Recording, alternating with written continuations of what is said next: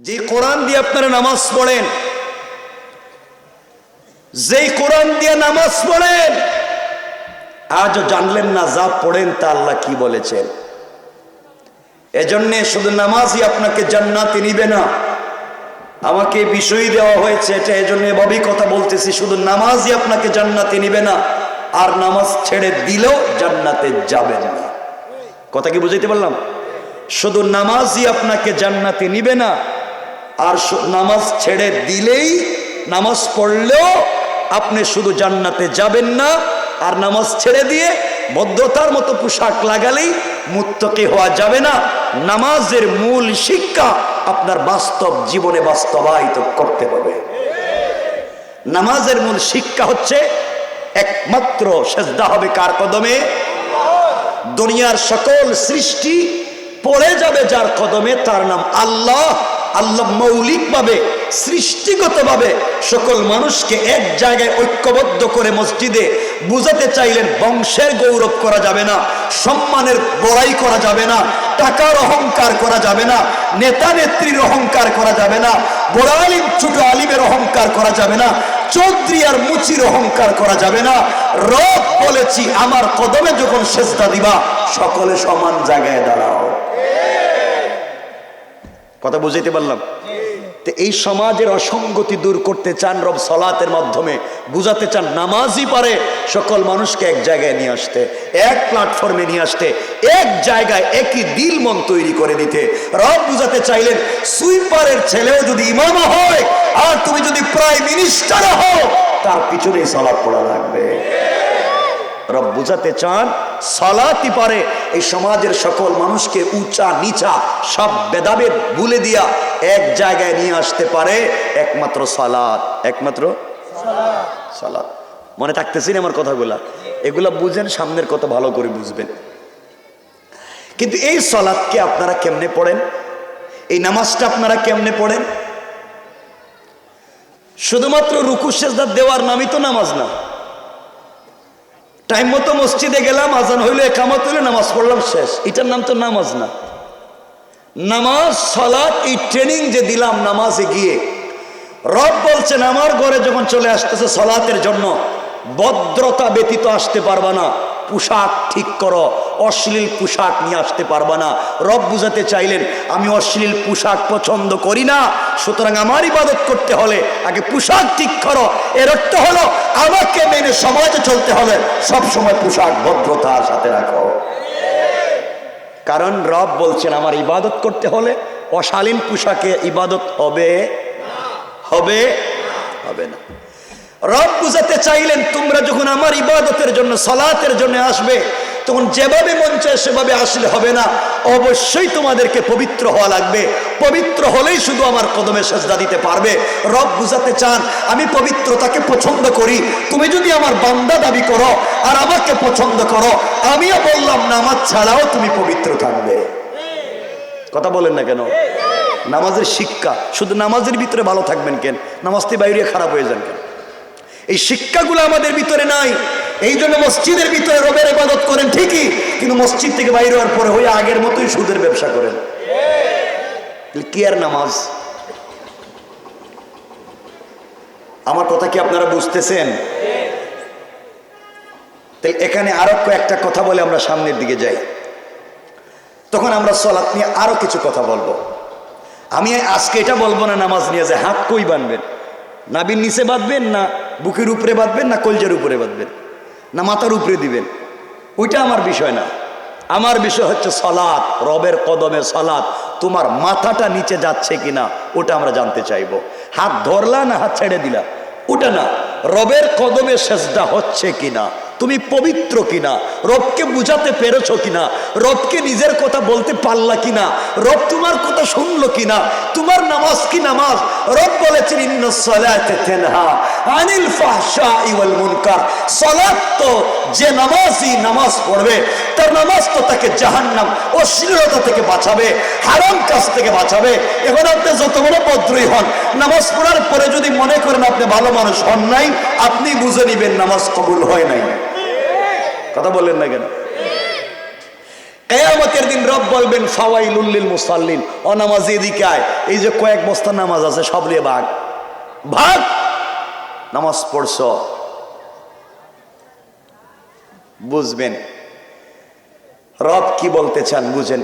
রব তো সূরা আল মাআরিজের 8 নম্বর আয়াত থেকে অনেক কথা বলেছেন, মধ্যখানে বলছেন ওয়ালা ইয়াসআলু হামিমুন হামিমা ইউবাসসিরুনহুম ইয়াওয়াদ্দুল মুজরিমু লাউ ইফতাদি মিন আযাবি ইয়াউমি ইযিন বিবানি। আমরা সামনে নিয়ে কথা বলবো ইনশাআল্লাহ। সমাজ নষ্ট করেছি আমরা কেমনে, এই কথাগুলো বলে আমরা আলোচনা সংক্ষেপ করতেছি। এই যে সুন্দর সমাজ ব্যবস্থা আমাদের, এই সমাজ ব্যবস্থাকে নষ্ট করছেন আপনারা। এই যে আপনারা ভদ্র সাইজা সমাজে বসে সমাজ নষ্ট করে দিয়েছে। কষ্ট পাইলেন আমার কথায়? কষ্ট পাইছেন?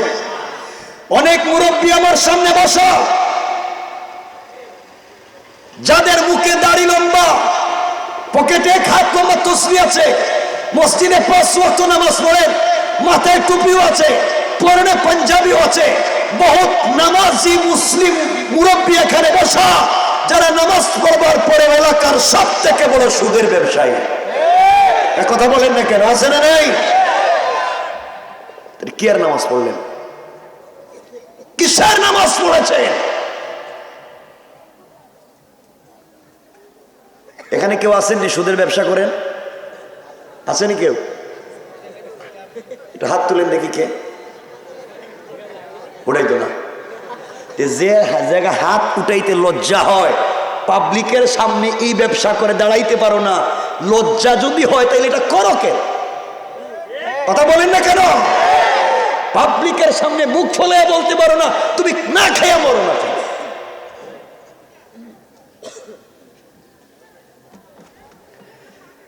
যারা সুদের ব্যবসা করে তারা তাদের মায়ের সাথে জিনার মতো অপরাধ করে। যারা সুদের ব্যবসা করে তারা আল্লাহ এবং তার রাসূলের বিরুদ্ধে যুদ্ধের মতো অপরাধ করে। যারা আল্লাহর বিরুদ্ধে যুদ্ধ করতে চায়, যারা রাসূলের বিরুদ্ধে যুদ্ধ করতে চায়, যারা তাদের মায়ের সাথে জিনার মতো অপরাধ করে, তারা যাই হোক মুসলমানদের সমাজে বসবাস করবার ন্যূনতম কোন অধিকার নাই, ন্যূনতম অধিকার নাই। ঠিক কিনা বলেন? আপনারা শয়তান খুঁজে পান না, আপনারা শয়তান মারবার জন্য উমরায় যান, সৌদিতে হজে যান, ওখানে গিয়ে জামারাতে কঙ্কর মারেন, পাত্তর মারেন। মুরব্বী একজনকে দেখলাম এইবার হজে গিয়া মনে হয় রাগ উঠে গেছে শয়তানের উপরে, পায়ের জুতো খুললে মারতেছে, লাফ দিয়ে মারতেছে না রাগে, শয়তানরে ওখানে মারতেছে গিয়ে। ওই শয়তান তো জীবনে সুদ খায় নাই। কথা বলেন না কেন? কথা বলেন না কেন? এই শয়তান তো জিন্দেগিতে সুদ খায় না। আর তোমার আশেপাশে শয়তানের অভাব নাই, সুদও খায়, তসবিহ পড়ে। কথা কন না কেন? কথা কন না কেন? শয়তান মারার জায়গা পাইতেছেন না খুঁজে? কষ্ট পাইতেছেন মনে আমার কথায়?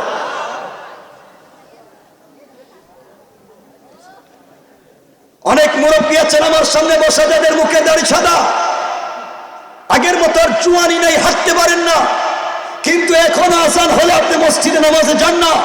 রব বলেছেন হাইয়া আলাল ফালাহ, বান্দা কল্যাণ আমার কাছে, গোলাম কামিয়াবি আর সফলতা আমার কাছে। আর বহুত মুরব্বী আছে যারা আজানের পরে মসজিদে নামাজে না গিয়া চার দোকানে বসে টেলিভিশন দেখে।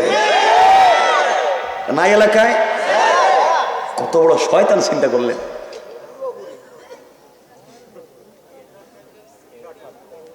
আপনাদের কষ্ট হইতেছে মনে হয়? একটু হাত উঠান তো দেখি কারা কষ্ট পাইছেন। খাইছি রে, চাইলে তো ওয়াজি করা যাবে না।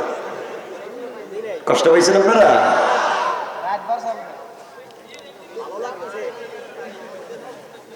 আমার তো বিষয় এটা, তো আমাকে কথা বলতে হবে এভাবে। কেন সলাতের তো বহুত ওয়াজ শুনছেন, সলাত হইলে এইটা হয়, সলাত হইলে ওইটা হয়, সব বাদ। যেগুলো শুনছেন তো শুনছেন, ওগুলো কি ওয়াজ করে লাভ আছে? এমন নামাজি আসেনি এলাকায়। সমাজ ব্যবস্থাকে নষ্ট করতে করতে আপনারা এমন একটা জায়গায় নিয়ে গিয়েছেন, এমন একটা জায়গায় সমাজ ব্যবস্থাকে আপনারা নিয়ে গিয়েছেন, যারা ভিলেজ পলিটিক্স করে, গ্রামের রাজনীতি করে, গ্রামের মোড়ল, গ্রামের মাতবর, গ্রামের বিচারী, পঞ্চায়েতের মুরব্বী, এলাকার লিডার, এগুলোই তো আপনারা কোন। আপনারা মাতবর কোননি? কি কোন? মাতবর। মাতব্বর কোন, মাতবর কোন, পঞ্চায়েতের মুরব্বী কোন, এলাকার বড় মুরব্বী কোন, কসম রব্বে পাকের সাথে আপনারা খবর নেন, আপনাদের বৃহত্তর মাগুরা এলাকায় অনেক মুরব্বী আছে এলাকায় যারা এক কাপ রং চা খাইয়া এদিকের বিচারকে এদিকে দিয়ে দেয়। নাই তো এর নামাজে কি কাজ করলো? এর নামাজ দিয়ে লাভ হয়েছে এটা কি? এই নামাজ দিয়ে জান্নাতে যাওয়া যাবে না। অনেক মুরব্বী আছেন, কেউ রাগ করবেন না, চিনি না আপনাদেরকে, আমি ডাইরেক্ট গাড়ি থেকে নাইমে এসে গেছি স্টেজে। অনেক মুরব্বী আছেন এলাকায় যাদের হাতে 500 টাকা 1000 টাকা ধরাইয়া দিলে বিচারে ডাইনের বিচারে বাম বানাইয়া দেয়, ঠিক কিনা বলেন? আর কিছু তো পাক্কা মুসল্লি মুরব্বী আছে, গ্রামে 2 জন দিয়ে মাইল লাগাই দেয়, এর কাছ থেকে 500 লয়, ওর কাছ থেকেও 500 লয়, এরে বুদ্ধি দে, রাস্তা বন্ধ করে দে, বিচার আমরা কম, মধ্যখানে 5000 টাকা খাইব। এ কত কোন টাকা নাই এলাকায়, নাই এগুলা।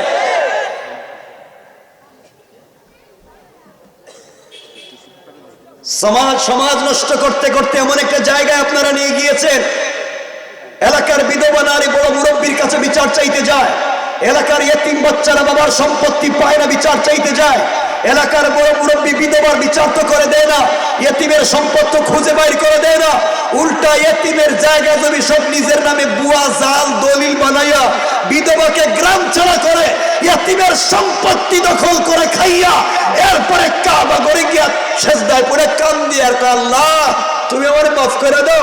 আল্লাহকে বাটপার, তুই তো ছুড়ু না রে, দেখতেছি। এ কথা কোন রাখেন? পাবলিক রে ঠকাইছস, গ্রামের মানুষের ঠকাইছস, এখন আমারও ঠকাইতেছস।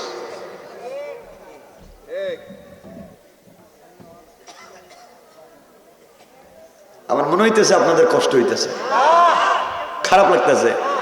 কেউ মনে মনে ভাবতেছে উঠতে যদি যাওয়ার সুযোগ পাইতাম তো গেলাম যেতাম।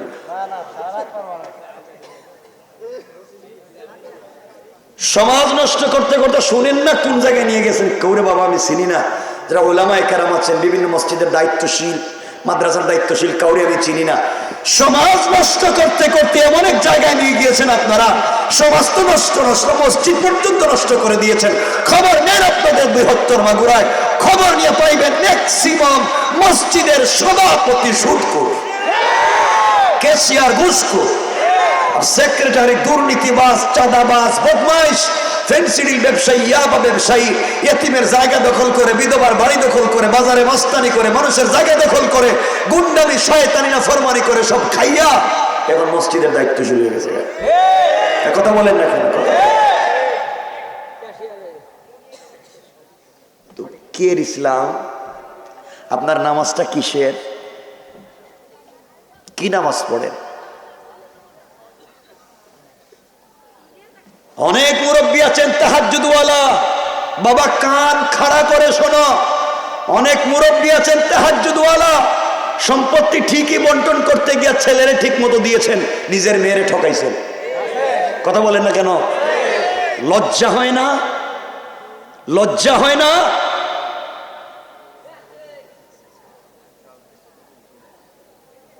নিজের মেয়েকে সম্পত্তি দিচ্ছে না, ছেলেকে দিচ্ছে। আর আমি জানি না এমন মুরব্বীও তো এখানে থাকতে পারে, ওই বিয়ার সময় যে বউর মোহর আন দিছিল, কাজের কাবিনের কাগজে লেখছিল যেটা মোহর, ওটাও কি দিছে কিনা আল্লাহ জানে। তো হেডেও মনে দিছে না, কি তা আল্লাহ বুঝতেছি না কিছু। মোহরের টাকা বউরে দিছিলেন নি? হ্যাঁ দিছেন? মাফ করে দিছে? বাকি কোন দিন দিবেন? আর বয়স তো 70-এর উপরে গেছে গা। নামাজ পড়া ফরজ, স্ত্রীর মোহর দেওয়াও ফরজ। মোহর দেন না কেন? এই নামাজ দিয়ে লাভ হবে কি? এক ফরজ পালন করতে গিয়ে লাগাতার আর এক ফরজ ছেড়ে দিলেন। বউর মোহরের টাকাটা দিয়ে দিন ইনশাল্লাহ। বলেন না ইনশাল্লাহ? বলেন। যারা বিয়ে করছেন টাকাটা দিয়ে দিন।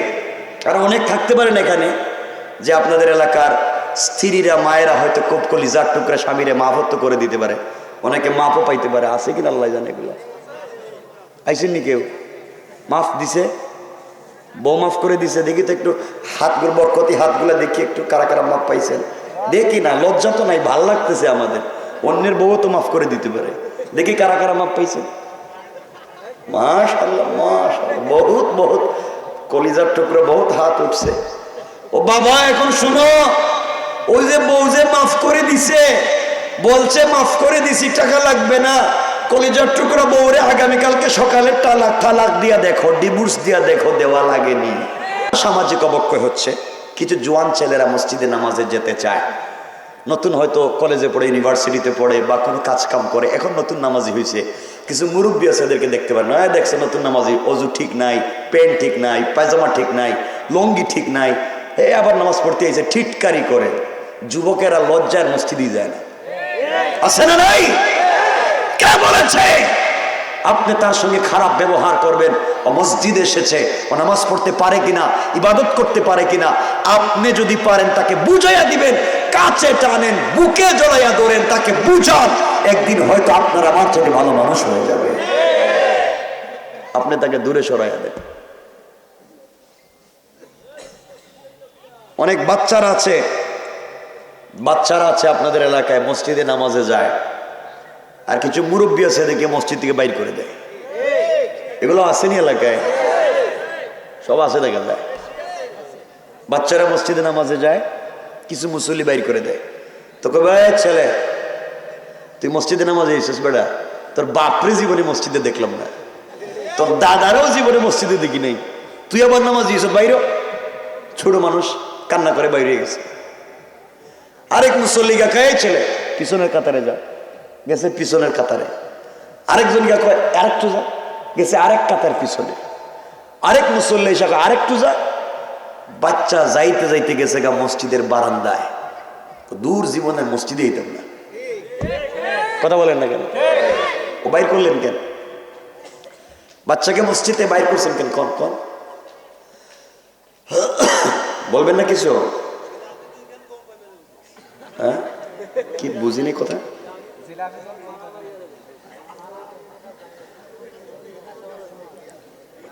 বলেন বাচ্চাকে কেন মসজিদে বাইর করে দেন, একটু আমাকে বলেন। বলেন না।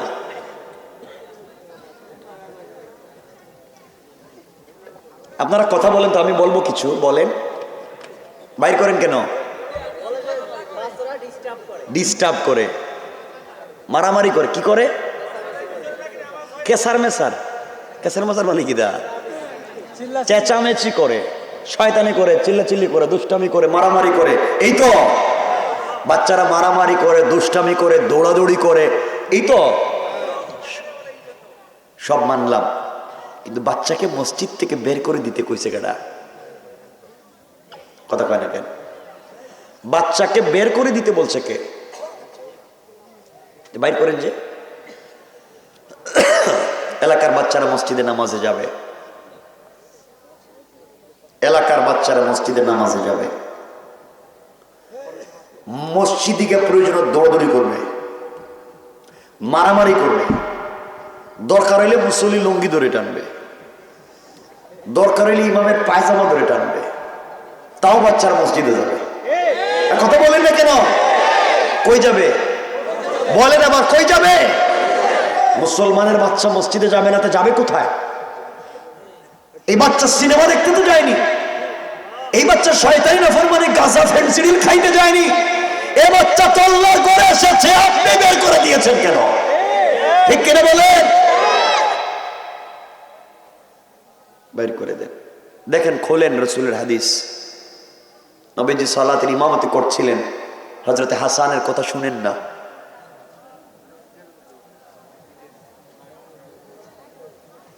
এক মিনিটে বলে দিই, কেউ রাগ করবেন না। আনাস ইবনে মালিক আল আনসারী রাদিয়াল্লাহু তাআলা আনহু বর্ণনা করছেন, তাবরানীর রওয়ায়াত, নবীজি আসরের ইমামতি করতেছিলেন, মসজিদে আসরের ইমামতি, নিজে ইমাম আসরের নামাজ 4 রাকাত, তিনি 3 রাকাত পড়ালেন। চতুর্থ রাকাতের প্রথম সেজদা দিলেন, দ্বিতীয় সেজদায় গিয়ে নবীজি আর উঠেন না। আধা ঘন্টার উপরে হয়ে গেছে গা চতুর্থ রাকাতের দ্বিতীয় সেজদা। সাহাবায়ে কেরাম চিন্তায় পড়ে গেলেন, রাসূলের হয়েছে কি? আল্লাহ মাশাআল্লাহ কিছু হয়ে গেল কিনা, জিবরিলে আসলো কিনা। দীর্ঘক্ষণ পরে নবীজি সেজদা থেকে মাথা উঠালেন, সালাম ফিরালেন। সাহাবায়ে কেরাম জিজ্ঞাসা করলেন, ইয়া রাসূলুল্লাহ, আমরা কি জানতে পারি যে আজকের থেকে কি আমরা আসরের নামাজের চতুর্থ রাকাতের দ্বিতীয় সেজদা এভাবে লম্বা করব? কারণ আপনার আমল তো আমাদের আমল। জিবরিল আমিন কে কথা বলেছেন আপনাকে আজকে? নবীজি মুস্কি হেসে বললেন, না, এমন কোনো ঘটনা না। আমি যখন নামাজের সেজদায় চতুর্থ রাকাতের দ্বিতীয় সেজদায়, তখন আমার নাতি হাসান ও আমার কাঁধে উঠে পিঠে বসে দুই পা দুই দিকে দিয়া আমার লম্বা চুলের মুষ্টি ধরে গুড়া দৌড়ায়। গুড়া সুবহানাল্লাহকে দরকার নাই? তখন আমি চিন্তা করলাম, আমি যদি উঠে যাই, নাতি যদি পড়ে যায়, ভয় পাইয়া যদি কান্না করে মসজিদ থেকে বের হয়ে যায়, রব যদি বলেন বানাইছিলাম রাহমাতাল লিল আলামিন, আর একটা বাচ্চা পিঠে উঠছে, তা আমার ঘরে, তা আমার ইবাদতে, আপনি বাইর করে দিয়েছেন কেন? এই ভয়ে আমি চিন্তা করলাম, নাতি যতক্ষণ ভাল লাগে খেলাধুলা করবে, ওর নামলে পরে আমি উঠবো। যখন সে নামলো, আমি উঠলাম, সালাম ফিরলাম, জিবরিল আমিন হাজির হলেন, আর ডাক দিয়া বলেন, ইয়া রাসূলুল্লাহি, আপনি সালাতের ইমামতি করছেন, হাসান আপনার কাঁধে খেলা করে, আর আল্লাহর শাসিন থেকে চিত্র দেখে মুচকি হাসেন, মুচকি হাসেন। আর আপনার নামাজের সমস্যা কি? আপনারা যদি মশা একটা কামড় মারে, তাহলে তো বম ফুটান মসজিদের ভিতরে, সব ভাঙ্গে ফেলাই দিন। বাচ্চারা এভাবে যাবে মসজিদে, মা বোনরা যখন বাসায় নামাজ পড়েন, বাচ্চারা কাঁধে উঠবে, বাচ্চারা নাচানাচি করবে, বাচ্চাকে দরকার হলে রাখবেন, সেজদা থেকে উঠবেন, কাছে বসাবেন, নামাজ পড়বেন, কাপড় টানাটানি করবে, যাই করো, সামনে যাক পিছনে যাক, বাচ্চা নামাজের সময় নামাজি ব্যক্তির কাছে থাকবে, তো ও বাচ্চা নামাজ শিখবে, রাসূলের আদর্শ শিখবে, ছোট থেকেই মনে করবে নামাজই হচ্ছে একমাত্র আল্লাহকে পাওয়ার মাধ্যম।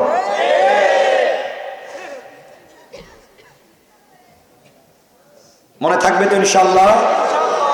বাচ্চাকে নামাজ শেখান। আমার ভয় হচ্ছে, কেন বললাম, ঢাকাতে বা বিভিন্ন শহরে এমন হয়েছে, বাচ্চারা ঘুম থেকে উঠা থেকে নিয়ে ক্লাস প্রাইভেট শুরু, ঘুমাতে যাওয়া পর্যন্ত প্রাইভেট, রাত দিন পড়া, ওরা তো মসজিদই ভুলে গিয়েছে, ওরা তো নামাজই ভুলে গিয়েছে। কারণ ঘুম থেকে উঠা আর ঘুমাতে যাওয়া পর্যন্তই তো তার পড়ালেখা দুনিয়ার নিয়ে ব্যস্ত, তাহলে ও কোন দিন নামাজ শিখবে? কথা বলেন না কেন? আর আপনার গ্রামের বাচ্চা মসজিদে নামাজে যায়, তা আপনি বাইর করে দেন। মসজিদের ভিতরে চকলেট রাখবেন, মসজিদের ভিতরে চকলেট রাখবেন, বিভিন্ন গিফট রাখবেন, বাচ্চারা এগুলার আশায় মসজিদে যাবে। যান না বাহিরা বিভিন্ন দেশে যান, তুর্কিতে যান, দুবাই, কাতার, সৌদি আরবে যান, দেখবেন বাচ্চারা শুধু বাহিরে না, মসজিদের ভিতরেও খেলতেছে। কারণ দিন শেষে বাচ্চা তো হারাম কাজে যায়নি, ও তো আল্লাহর ঘরের কাছাকাছি গিয়েছে। ঠিক কিনা বলেন? মনে থাকবে তো ইনশাআল্লাহ? আমরা আজকের থেকে নামাজে যাব, বলেন না নামাজে যাব? সবাই বলেন ইনশাআল্লাহ। একা যাবেন না বাচ্চাদেরকে নিয়ে যাবেন? বলেন সবাই, একা না বাচ্চাকে নিয়ে যাবেন? সব বাচ্চাকে নিয়ে যাবেন, পুরা বাচ্চাদেরকে নিয়ে যাবেন। হ্যাঁ, নাই তো আর নাই, কি হয়েছে? বাচ্চাকে নিয়ে যাবেন। তো আপনারা যেটা ভুল করেন সেটা হচ্ছে সকল বাচ্চাদেরকে পিছনে দিয়ে দেন। তো বাচ্চা যদি 10-15টা এক জায়গায় জমা হয়, তাহলে শয়তান আশেপাশে আসা দরকার কি? আপনারা এগুলো জমা করেন কেন এক জায়গায়? 2 মুরব্বীর চিপায় একটা বাচ্চা, আরো 2 জনের চিপায় আরেকটা বাচ্চা, আরো 2 জনের চিপায় আরেকটা বাচ্চা। এবার বাচ্চাদেরকে যদি 2 জনের ভিতরে ঢুকাইয়া দেন, এরা কি আর মারামারি করবো? এরা কি আর দৌড়াদৌড়ি করবো? নামাজ পড়ে আল্লাহ আমাদেরকে হেফাজত করুক, আমিন। এতক্ষণ কথা তো বুঝলেন, সামনে আরো সুযোগ পাইলে বলে দিব। এখন আসুন, যে আয়াত পড়েছি এই আয়াত থেকে আমরা সংক্ষেপ করে দিই। অবক্ষয় বললাম, বেঁচে থাকবার পদ্ধতি মনে রাখবেন। এতক্ষণ বললাম সামাজিক অবক্ষয়, এখন বলতেছি বেঁচে থাকবার পথ এবং পদ্ধতি। আমার মুসলমান বন্ধুগণ, গভীর মনোযোগ। আল্লাহ রাব্বুল ইজ্জত ওয়াল জালাল কোরআনে কারীমের 19 নম্বর পারা 25 নম্বর সূরা আল ফুরকানের 63 নম্বর আয়াত থেকে বান্দার গুণ, কোয়ালিটি, কন্ডিশন বর্ণনা করতে গিয়ে আল্লাহ রাব্বুল ইজ্জত ওয়াল জালাল বললেন, আমার আল্লাহ বললেন, ওয়া ইবাদুর রহমান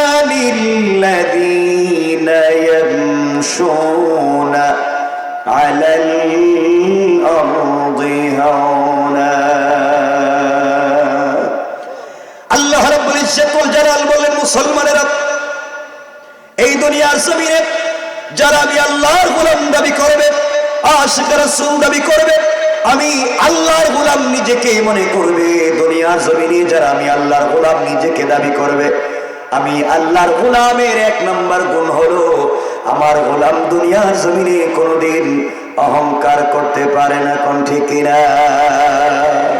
কি করতে পারে না? সবাই বলেন অহংকার। অহংকার করতে পারে না রব বলেছেন। কিন্তু আমাকে বলেন আপনারা, আপনাদের এলাকায় মসজিদে চেয়ার আসেনি? কে বৈশা নামাজ পড়ে চেয়ারে?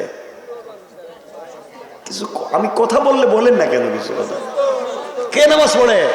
অসুস্থ। যিনি অসুস্থ চেয়ারে বসে নামাজ পড়েন, তাকে কি কেউ কুলে করে নিয়ে গেছে? সবাই বলেন। কাঁধে করে নিয়ে গেছে? গাড়িতে করে নিয়ে গেছে? গেল কেমনে? আবার বলেন, আবার বলেন। হাঁটছে কি দিয়া? বসছে কেন? আবার কে মাজায় ব্যথা? মাজায় ব্যথাতে হাঁটলো কেমনে? ভালো করে বুঝেন, শুধু নামাজ পড়লে হবে না। আপনি পা দিয়ে হেঁটে মসজিদে গেলে, হাঁটতে পারছেন, বসছেন কেন?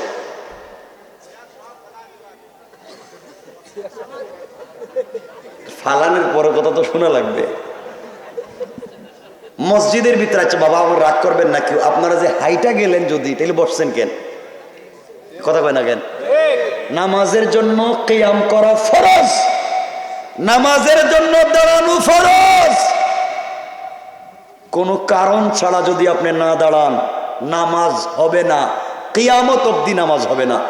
যদি দাঁড়ানোর জন্য লাঠি লাগে, লাঠিতে বর দিয়ে দাঁড়াবেন। যদি হেলান দেওয়া লাগে, হেলান দিয়ে দাঁড়াবেন, তাও দাঁড়িয়ে নামাজ পড়বেন, নচেত নামাজ হবে না। ঠিক কিনা বলেন? ঠিক কি বুঝলেন? হাদিসের কথা তো, হাদিসের কথা। যদি আপনার দাঁড়াবার শক্তি না থাকে, কোন জিনিসে ধরে দাঁড়াবেন, তাও দাঁড়িয়ে নামাজ পড়বেন। যদি ধরে দাঁড়াবার শক্তি না থাকে, হেলান দিবেন।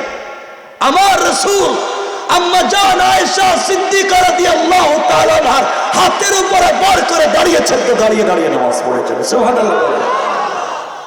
আপনি কেমন অসুস্থ? গিয়ে চেয়ার একটা নিয়ে বসে গেলেন, তাও হাইটা গিয়ে বসে যান। খবরদার, হাঁটতে পারলে বসলে কাজ হবে না। রব বলেছেন দাঁড়াতে পারো না বইসা পড়ো, বসতে পারো না শুইয়া পড়ো, শুইতে পারো না ইশারা করে পড়ো, যেভাবে পারো দরকার হলে পশ্চিম দিকে পাও দিয়ে নামাজ পড়ো, তাও পড়ো।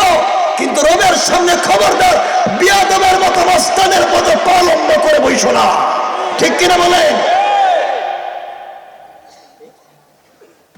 আপনি গিয়ে চেয়ারে হেলান দিয়ে পায়ে ভাবে দিয়ে বাহ বাহ, মনে হচ্ছে ঠেকছে, আল্লাহর খুব ঠেকায় পড়ছেন তার নামাজের জন্য। এটা কি? যদি যদি বাবা কোন ডাক্তার বলবেন আপনাকে দাঁড়ালে সমস্যা, যদি বসতেই হয়, রুকু সেজদা আপনি দিতে পারতেছেন না, আপনার হাঁটুতে সমস্যা, কিডনিতে সমস্যা, লাংসে সমস্যা, বাল্বে সমস্যা, আপনার সব শেষ, নষ্ট হয়ে গেছে, আপনার রুকু সেজদা করতে পারবেন না। যদি কোনো ডাক্তার বলে আপনার দাঁড়াবার যদি সুযোগ থাকে, দাঁড়িয়ে থাকবেন, রুকু সেজদার সময় বসে রুকু সেজদা করবেন ইশারায়, তাও হেলান দেওয়া কোনো জিনিসে নয়। বসবেন টুলে। কিসে বসবেন? টুল বুঝেননি? বলেন না, টুল বুঝেননি? কারণ আপনি এমন অসুস্থ না, আপনি অসুস্থ, আপনি হাইটা গেছেন, আপনি হাইটা গেছেন মসজিদে, আপনি গিয়ে হেলান দিয়ে বসবেন না, আপনি টুলে বসবেন। টুলে বসলে ভাব ধরতে পারবেন না। কথা বল না কেন? টুলে বসলে ভাব ধরতে পারবেন, নামাজের ভিতরেই থাকবেন, কারণ উল্টে পাল্টা করলে পড়ে যাবে। কথা বলেন না কেন? তো নামাজের ভিতরেই মনোযোগ থাকবে বাবা, ভুল হইলেই পড়ে যাবে। তাইলে আপনার হাত পাও ঠিক থাকবে, খুশু খুজুও থাকবে, ভদ্রতার সহিত নামাজ হবে। ঠিক বলেন? ঠিক? আমার কথা কি কষ্ট পাইতেছেন? এগুলোই আমার বিষয়বস্তুর ভিতরে, আর কিছু নাই। চেয়ার নিয়ে ভাব ধরেন, মসজিদে চেয়ারের টানাটানি মসজিদের টাইসে দাগ পড়ে যায়। একথা কর না কেন? কিন্তু ইমাম সাহেবরা তো সব কথা বলতে পারে না। মসজিদের হুজুর যারা উলামায়ে কেরাম, তারা তো সব কথা বলতে পারেন না, কারণ হুজুর যদি সব কথা বলতে যায়, হুজুরের চাকরি থাকে না। ঠিক না বলে? নগদ চাকরি শেষ।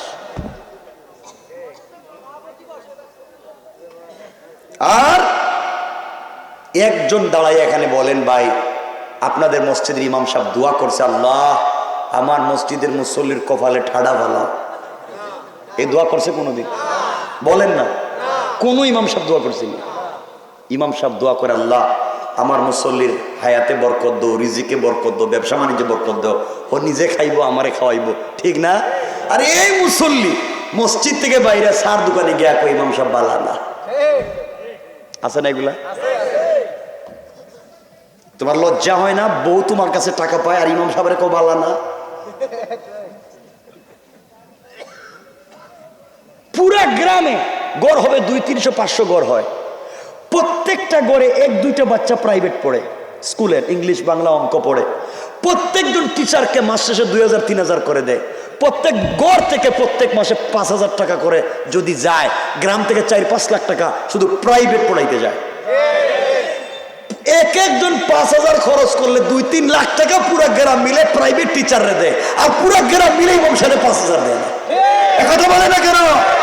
নিমক হারামি করতেছেন, আবার নামাজ পড়ে জান্নাতে যাইবেন।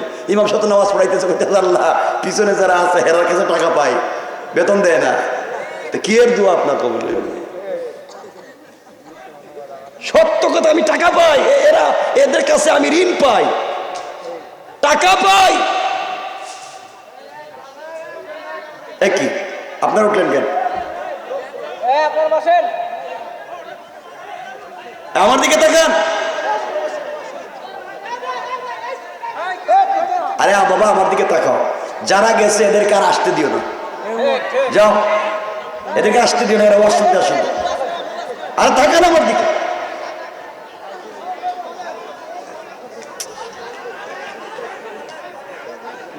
আরে বাবা এখানে যদি চিল্লাতে, এখানে কি কথা বলা যাবে? আমি তো আমার দিকে তাকান না, কথা শুনেন। ভাই বন্ধ করো, এখানে ফিতনা করলে সব বন্ধ করো।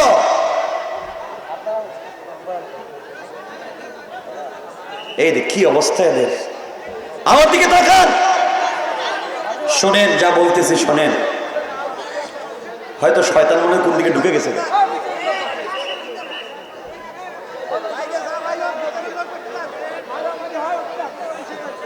কি নিয়ে? আমার দিকে তাকাও, ফিতনা বাদ দাও। মনে করো আমরা এই কথাগুলো বলতেছি, এলাকায় কোন দিকে শয়তান ঢুকে গেছে, ঠিক কিনা বলেন?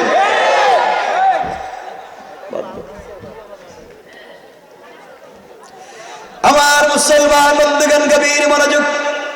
আল্লাহ রাব্বুল ইজ্জত ওয়াল জালাল বললেন, বান্দারে আমার গোলাম যারা দুনিয়ার জমিনে হবে, আমার গোলামের 1 নাম্বার গুণ হলো আমার গোলাম দুনিয়ার জমিনে অহংকার করবে না। সুতরাং এই দুনিয়ার জমিনে আপনাদের এলাকায় যাদেরকে আল্লাহ বড় আলিম বানিয়েছেন, শেখুল হাদিস, মুফতি, মুহাদ্দিস, খতিব বানিয়েছেন, ইউনিভার্সিটির রেক্টর বানিয়েছেন, কলেজের অধ্যক্ষ, অধ্যাপক, প্রফেসর বানিয়েছেন, বড় জ্ঞানী বানিয়েছেন, আপনি আপনার জ্ঞানের কারণে দুনিয়ার জমিনে অহংকার করতে পারেন না। যে আল্লাহ মুআল্লিমুল মালায়েকা, ফেরেশতাদের শিক্ষকের মতো মহাজ্ঞানীকে অহংকার করবার অপরাধে আমার আল্লাহর জিন শয়তান বানিয়ে দিয়েছে, আপনিও যদি আপনার জ্ঞানের কারণে দুনিয়ার জমিনে অহংকার করেন, আবার আল্লাহ আপনাকেও শয়তান বানাইয়া দিতে আমার আল্লাহর 1 মিনিটও দেরি হবে না। কোন ঠিক কিনা?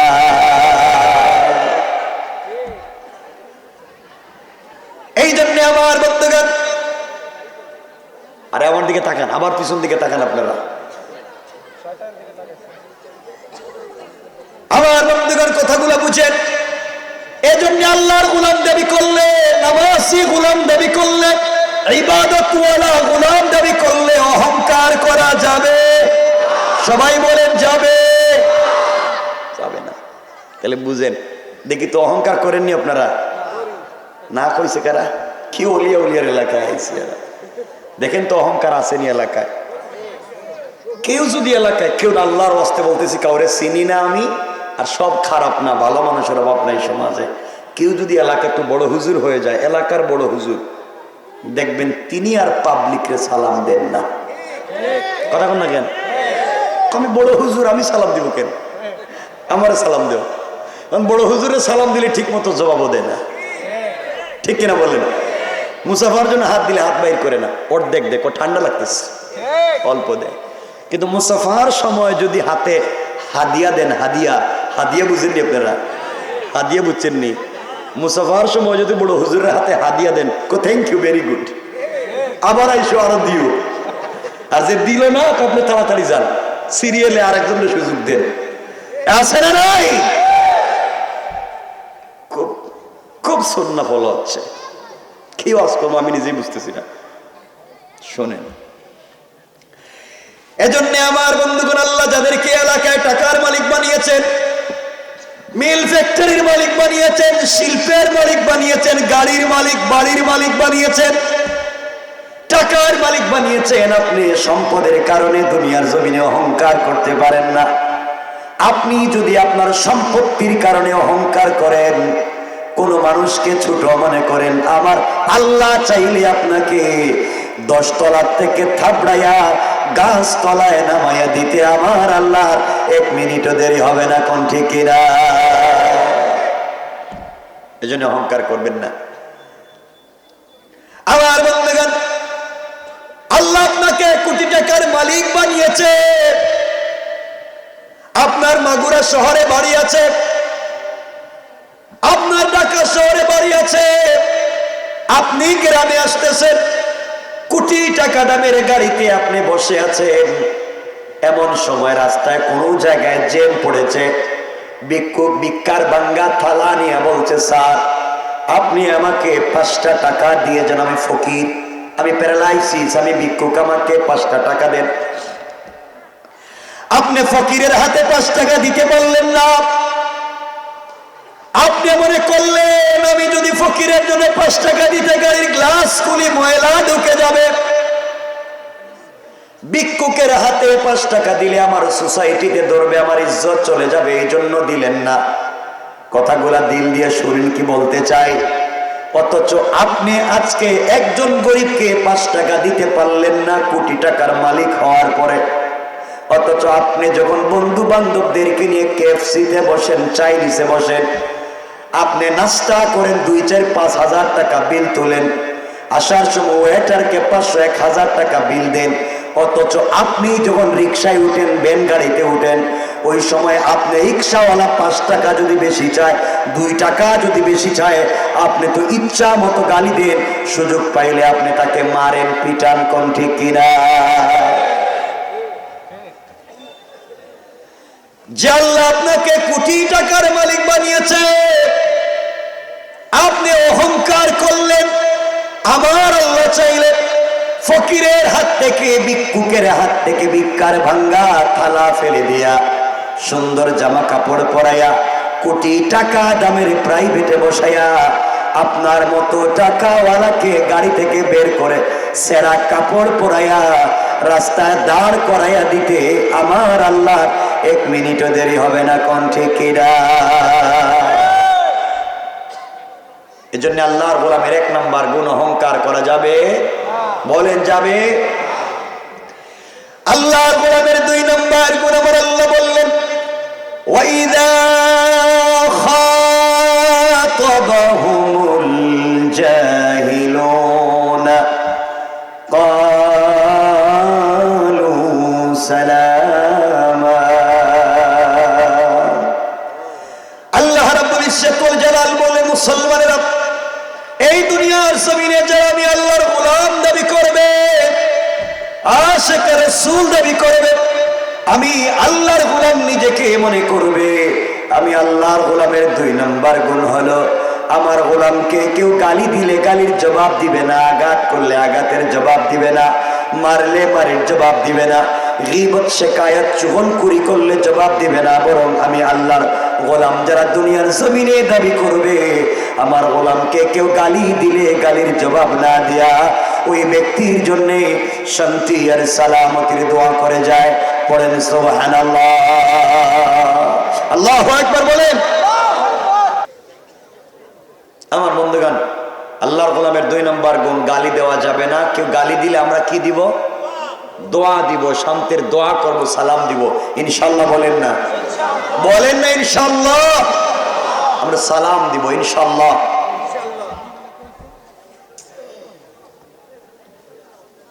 আমার দিকে তাকান। যারা উঠে যাবেন উঠে যান, আপনারা মারামারিতে যান, আমার দিকে তাকান। কয়েক মিনিট কথা শুনেন, আমিও রেখে দিব, আমিও লম্বা করবো না। কারণ এই কন্ডিশনে কথা বলার মতো মিজাজ আমার নাই, যে কেউ কথা বলতে পারবে। সুতরাং আল্লাহর গোলাম দাবি করলে 2 নম্বর হচ্ছে গালি দিবে মানুষ, কষ্ট দিবে, আপনি বিপরীতে কষ্ট দিবেন না, আপনি তার জন্য শান্তির দোয়া করবেন, তাকে সালাম দিবেন ইনশাআল্লাহ। বলেন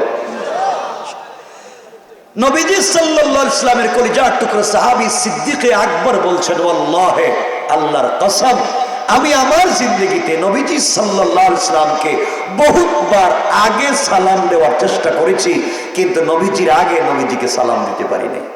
সুবহানাল্লাহ, সুবহানাল্লাহ বলেন। তাহলে বোঝা গেল সালামটা রাসূল আগে দিতেন, সালামটা আগে রাসূল দিতেন। শামাইল তিরমিজিতে আম্মা জান আয়েশা সিদ্দিকা রাদিয়াল্লাহু তাআলা আনহা বলেন, আমি যখন দেখতাম আমার কলিজার টুকরা স্বামী রাসূলের পাক আসতেছে, তখন আমি ঘরের পর্দার আড়ালে দাঁড়িয়ে থাকতাম, দরজার চিপায় দাঁড়িয়ে থাকতাম এবং আশা করতাম রাসূলের পাককে আগে সালাম দিব। কিন্তু কি ব্যাপার, নবীজি আমাকে বহু দূর থেকে আমি সালাম দেওয়ার বহুত আগে নবীজি সালাম দিতেন। সবাই বলেন সুবহানাল্লাহ। তাহলে অর্থ দাঁড়ালো নবীজি আয়েশাকে সালাম দিতেন, এর অর্থ হলো স্বামী স্ত্রীকে সালাম দিতেন, এটা না? কথা বলেন না কেন? নবীজি সালাম দিয়েছেন আয়েশাকে, এর অর্থ স্বামী দিয়েছেন কথা বলেন না কেন? স্ত্রীকে। সুন্নত হলো যিনি বাহির থেকে আসবেন তিনি ঘরের ভিতরে যারা তাকে সালাম দিবেন, এর অর্থ হলো আপনি বাহির থেকে গেলেন, ভিতরে যারা আছে তাকে সালাম দিবেন। বলেন ইনশাআল্লাহ, বলেন ইনশাআল্লাহ। এজন্য বাসায় বউরে সালাম দিবেন ইনশাআল্লাহ। মুরব্বী যারা আপনার কাছে কথা কন না কেন? আপনারা সালাম দেন না, বোঝা গেল দেন না কেন? লজ্জা, ওরে বাবার লজ্জা, লজ্জা করে নাই কথাগুলো বলতে। বউরে সালাম দিবেন, আজকের থেকে বাসায় বউরে সালাম দিবেন, বলেন না ইনশাআল্লাহ। মুরব্বীরা আমার চেহারার দিকে তাকায় আছে, তারা কইতেছে বাবা 70 বছর গেছে গা, আজকে যদি সালাম দিই বউ আবার কি মনে করে ফেলায়, এই বুড়া বয়স আবার কি শুরু করলেন? সালাম করবেন তো? নবীজি বলেছেন, আল্লাহ পাক হাদিসে কুদসিতে বলেছেন, যারা বাহির থেকে গিয়া ঘরের ভিতরে যারা আছে, যারা স্ত্রীকে স্বামী হইয়া সালাম দেয়, রব বলেছেন আমার নিজের কুদরতের হাতে 91টা বরকতের দরওয়াজা খুলে দিয়ে। এজন্য আপনারা যারা স্বামী বাসায় গেলে বউরে সালাম দিবেন, কিচ্ছু কয় না এরা। আজকে বাসায় গিয়েই দরজায় ভাবে দাঁড়াবেন, বউ আসসালামু আলাইকুম ওয়া রাহমাতুল্লাহ, বউরে সালাম দিবেন। বউ কই বৌমা, হেরে আজকে কোন ভূতে ধরলো, জীবনে সালাম দেন, আজকে আমারে সালাম দিন। এর অর্থ হলো আপনি বলবেন যে আমার ভূতে ধরে নাই, আজকে ওয়াজ কাজে লাগছে, তোমারে সালাম দিলাম। দেখবেন বউরে 100 কোটি টাকা দিয়ে যা খুশি করতে পারতেন না, সালাম দিলে বেশি খুশি হয়ে যাবে। ঠিক কিনা বলেন? সালাম দিবেন তো ইনশাআল্লাহ? বলেন ইনশাআল্লাহ। যারা বিয়ে করছেন, কথা যখন চলে আসছে 1 মিনিটে বলে দেই, যারা বিয়ে করছেন বউরে মাঝে মাঝে নিজের হাতে খাওয়াইয়া দিবেন। বুঝিন এর হাসে কেন কথা বললে? বলছি বউরে নিজের হাতে খাওয়াইবেন, বলেন ইনশাআল্লাহ। বসে রয়েছেন, একজন উঠবেন, বোঝা গেল আপনার বউর সাথে দুশ্মনী আছে, উঠতে পারবেন না। আজকে বউরে নিজের হাতে খাওয়াইবেন। কেন খাওয়াইতে পারেন না? আমার রাসূল নিজের স্ত্রীকে নিজের হাতে খাইয়ে দিয়েছে, আর আপনি নিজের বউকে খাওয়াইতে পারেন না কেন? আপনারা তো নিজের স্ত্রীরে খাওয়াইতে পারেন না, আপনারা তো খাওয়াইতে পারবেন পাশের বাড়ির বাবিরে। দেখছেন কি সুন্দর করে ঠিক কইল, কত খারাপ হয়েছে। বউরে খাওয়াইতে পারেন, নিজের বউরে খাওয়াবেন। মাঝে মাঝে স্ত্রীরে নিজের হাতে কাপড় পরাইয়া দিবেন, চুল আছড়াইয়া দিবেন ইনশাল্লাহ কন্যা। আর এগুলা করলে পরিবার শান্তির পরিবার হয়ে যাবে, পরকীয়া হবে না, প্রেম হবে না, পরিবারে অশান্তি থাকবে না, শান্তির পরিবার বানিয়ে দিবেন কে? মাঝে মাঝে কাপড় পরিয়ে দিবেন। আরেকটা ছোট্ট হাদিস বলে দিই শামাইলে তিরমিজি থেকে। একদিন নবীজি নামাজ পড়ে ঘরে আর ঢুকতেছেন, আয়সা দেখেন আম্মা জান আয়সা কাপড় পরতেছেন। নবীজি দাঁড়িয়ে বলেন, আয়সা আল্লাহ তোমাকে কম সুন্দর করে বানায় নাই, অনেক সুন্দর করে বানিয়েছে, তুমি কাপড় পরতে পারো না। আয়সা বললেন, আপনি কেমন স্বামী, আপনি আমাকে কাপড় পরাই দিতে পারেন না। নবীজির কথাটা লাগছে। এই যে নবীজি হাত ধরলেন, এইভাবে রাখলেন, তাই না, এটা বিছানায় নিয়ে গেলেন, নিজে আম্মা জান আয়সাকে বসালেন, মাথা থেকে কাপড় সরালেন, চুল খুললেন, নিজের হাতে চুলে জাইতুন তেল দিলেন, চিরুনি বের করে নিজের হাতে চুল আছড়াইয়া আম্মা জান আয়সার চুল বেনি করে দিয়েছেন। সুবহানাল্লাহ বলেন, বলেন। আপনারা দেননি? জোয়ান যারা আছে হেরা তো জীবনে বিয়া করলে বউরে দিত না। বউরে চুল আছড়াইয়া দিতে পারবে না, হে দিতে পারবে তার গার্লফ্রেন্ডে। ঠিক কিনা? এটা ঠিক কইছে কেনা? এটা ঠিক কইছে কেনা?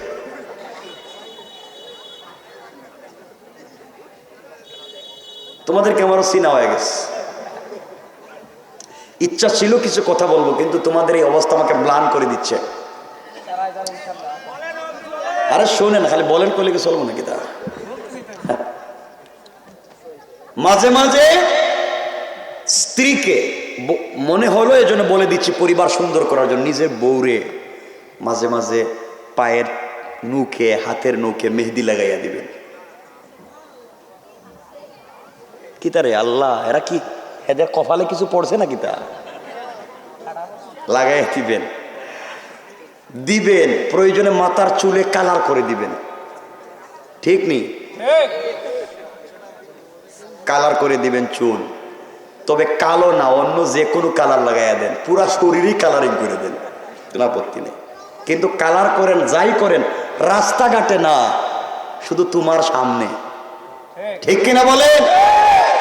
প্রয়োজনে যদি বউরে স্মার্ট করতে, খুব একবারে স্মার্ট, বিউটিফুল, এক্সট্রা অর্ডিনারি করতে, যদি স্ত্রীকে প্যান্ট শার্ট পরাইতে হয় পরাইবেন। এরা দেখ কি কয়, চিন্তা করতেছে কি, বলে হুজুর কেমনে বললো এই কথা? আমি বলতেছি কি শোনেন, হ্যাঁ, প্যান্ট শার্ট পরাইতে যদি সেন্ডু গেঞ্জি পরাইতে ভাল লাগে পরাইবেন। তাও নিজের সামনে কেন বলছি, আপনার স্ত্রীকে পৃথিবীর সব থেকে স্মার্ট করে, আপনার স্ত্রীকে সব থেকে আকর্ষণীয় করে আপনি যদি আপনার নিজের সামনে উপস্থাপন করেন, আর স্ত্রীকে যদি নিজের সামনে দেখতে ভাল লাগে, কসমেই যুবক রাস্তায় গিয়ে অন্যের মেয়ের দিকে, অন্যের স্ত্রীর দিকে তাকাবে না। ঠিক কিনা বলে? ঘরে তো নিজের বউরে ভাল লাগে না, এজন্য তো রাস্তায় গিয়ে অন্যের বউর দিকে তাকাও। কেন আরেকজনের মেয়ের দিকে তাকাবা? কেন আরেকজনের স্ত্রীর দিকে তাকাবা? তুমি তোমার স্ত্রীকে এভাবে স্মার্ট করে নিজের সামনে রাখো না কেন? কথা বলেন না কেন? বউরে তো বানাইছেন কাজের বুয়া, বিয়া করে একটা কাজের বুয়া আনছেন। হ্যাঁ, কাজের বুয়া বানিয়ে রাখছি বিয়ে করে না। বউ সকালে ঘুম থেকে উঠার পর থেকে বাথরুম পরিষ্কার করো, পুরা ঘর মুছো, পুরা বাড়ি পুছো, বাচ্চাদের স্কুলের টিফিন তৈরি করো, ঘরের সবার নাস্তা তৈরি করো, বাচ্চাদেরকে স্কুলে নিয়ে যাও, বাচ্চাদেরকে স্কুল থেকে নিয়ে আসো, ঘরের 14 গোষ্ঠীর কাপড় ধুয়ে দাও, সবাই ঠিক মতো খাওয়াইয়া দাও, দুপুরে আবার খাওয়াও, ঘর মুছো, আত্মীয় স্বজন আইলে তারে দেখো, অসুস্থ থাকলে হেরেও দেখো, আবার রাত্রে খাওয়া। বউ সকালে ঘুম থেকে উঠে ঘুমাতে যাওয়া পর্যন্ত কাজ করতে করতে কোন সময় যে না খাইয়া ঘুমাইয়া গেছে একটা স্বামী নাই। রাত্রিকে বউরে জিগায় না, বউ খাইছো? একথা কোন না কেন? কি পাইছেন এরা? এরা কি কামলা পাইছেন? এরা কাজের বুয়া পাইছেন? কই পাইছেন? কোন ইসলামে এগুলো পাইছেন? এজন্য বউরাও আপনাদেরকে ঠিক করে, এরাও ঠিক আছে। আপনারা যেমন হেরাও সারাদিন যেটা দিয়ে কাজ করছে, বাথরুম মুছছে, ঘর মুছছে, পুরা বাড়ি মুছছে, শরীরে দুর্গন্ধ লাগাই রয়েছে, শরীরে ঘামের গন্ধ, এই কাপড় পইরা আপনার পাশে শুয়ে থাকে। ঠিক কিনা? এই তো জিনিস ঠিক আছে, একটা বস্তার মতো পড়ে থাকলো, মনে হলো একটা বস্তা শুয়ে আছে এখানে। কারবার তো এটাই করবে, কারণ আপনি তো ঠিক হইলেন না। এজন্য আমরা ভালো হয়ে যাই, বলি ইনশাআল্লাহ। আমার কথা কি বুঝতেছেন এতক্ষণে? কি বুঝছেন? যা বলছি পরিবার সুন্দর করবার কথা বলছি, পরিবারকে সুন্দর করে ফেলেন ইনশাআল্লাহ। বলেন ইনশাআল্লাহ বলেন। এতক্ষণের ওয়াজ বুঝছেন নি? আচ্ছা, আমরা সংক্ষেপ করে যাই। আমি কতক্ষণ কথা বলবো? কেউ আসেনি? না, আমি বেশি কথা বলবো না। আরে না, আরে 1 ঘন্টার উপরে হয়ে গেছে। 12টা কোন কিতা? কষ্ট হচ্ছে? অসুবিধা হয়? হাত দেখেন দেখি, কারা কারা কষ্ট পাইছেন? কি তার তকবীর, সবাই হাত উঠাইছে। কষ্ট পাইতেছে কইয়া? কষ্ট হচ্ছে? আমার দিকে তাকাও। আর যুবকরা, তোমাদের কথা তো বইলা লাভ নাই। তোমাদের না, ওয়াজের বিষয় চেঞ্জ হয়ে যাইব। তোমাদের কথা তো বইলা লাভ নাই। যুবক, তোমরা যে কি খারাপের খারাপ হইছো, হেরা যে কি খারাপ হইছে। হে আছে আর তার প্রেমিকা আছে, গার্লফ্রেন্ড আছে, ঠিক না? ঠিক কইলা, কয় না ঠিক না? দেখো, আমি তোমাকে কি বলতে চাই যুবক, আমার দিকে তাকাও। জোয়ান যারা, আমার দিকে তাকাও।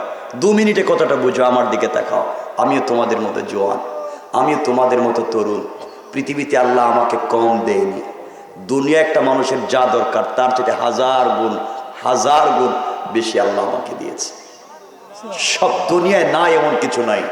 চোখ দিয়ে উন্নত রাষ্ট্র চুকে দেখা, দুনিয়ার কোনো জায়গায় শান্তি নাই, কোনো জায়গায় নাই।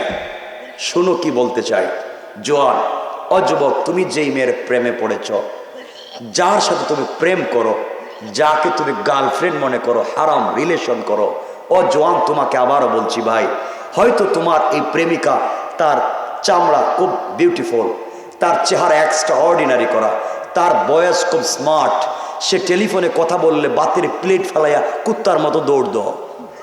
যুবক, তুই জানিস না, কসম রব্বে পাকের জাতের, এই স্মার্ট বিশ্ব সুন্দরী মেয়েটা আজকে রাত্রে যদি মরে যায়, 72 ঘন্টার ভিতরে তার সুন্দর চামড়ার থেকে বের হবে পোকা। পোকা বের হবে।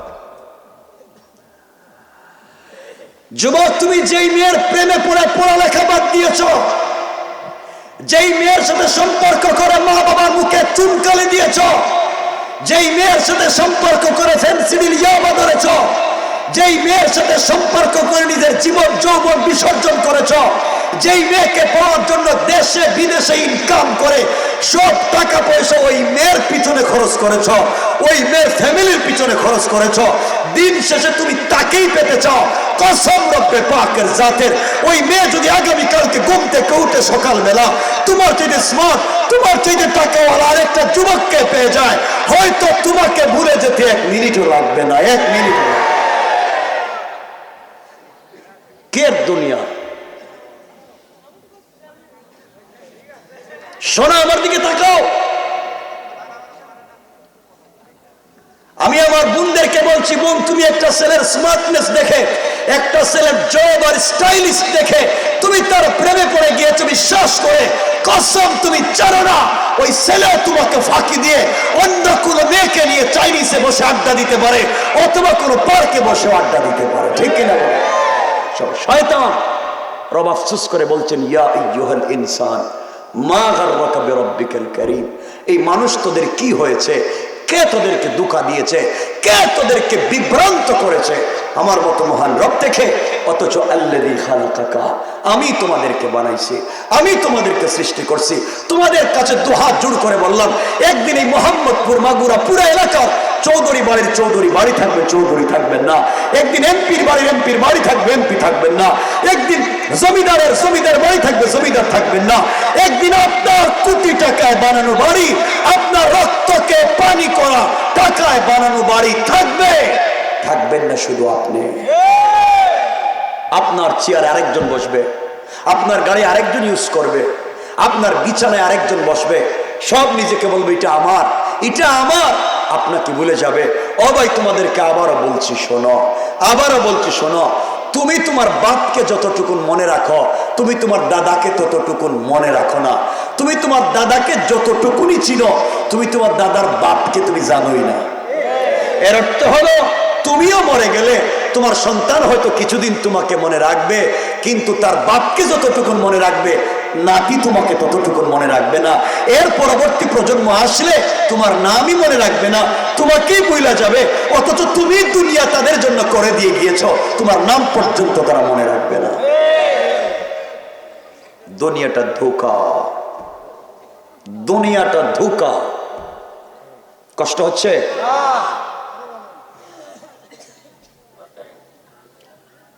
এজন্য আমিও তো প্রেম করি, আমিও প্রেমিক। বিশ্বাস হয় না? হাসে কেন? আর তোমাদের মতো ফালতু প্রেম তো করি না। প্রেম আমরাও করে। শুনো, প্রেম একজনের সাথে করা যায়, তিনি কে? আরো জোরে বলেন কে? আমি বলছি শোনো, রক্ত সম্পর্ক করেছেন আমার রসুলের সঙ্গে। আমার রসুলকে আমার আল্লাহ মাঝে মাঝে ডাক দিতেন, ইয়া আইয়ুহাল মুদ্দাসসির, ইয়া আইয়ুহাল মুজাম্মিল, কুম ফাআনজির, ওয়া রাব্বাকা ফাকাব্বির, ওয়া সিয়াবাকা ফাতাহহির, ওয়া চাদর ওয়ালা চাদর খোলো। ও কলিজার টুকরা বন্ধু হাবিবুল্লাহ, তুমি খাদিজাকে নিয়ে কম্বলের নিচে শুয়ে আছো। রব আল্লাহু আরশে ইস্তাওয়া, আমি তোমার প্রেমিক আল্লাহ। আরশে আজিম একা একা ভালো লাগে না, আমি কেমনে তোমাকে ছাড়া একা থাকি?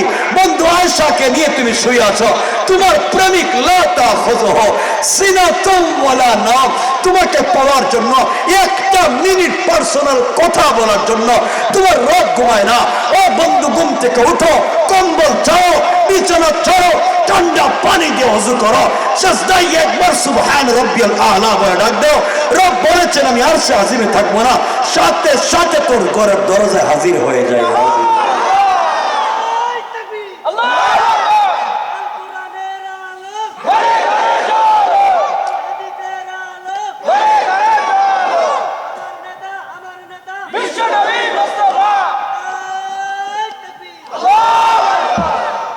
সম্পর্ক তো ওখানে করবা।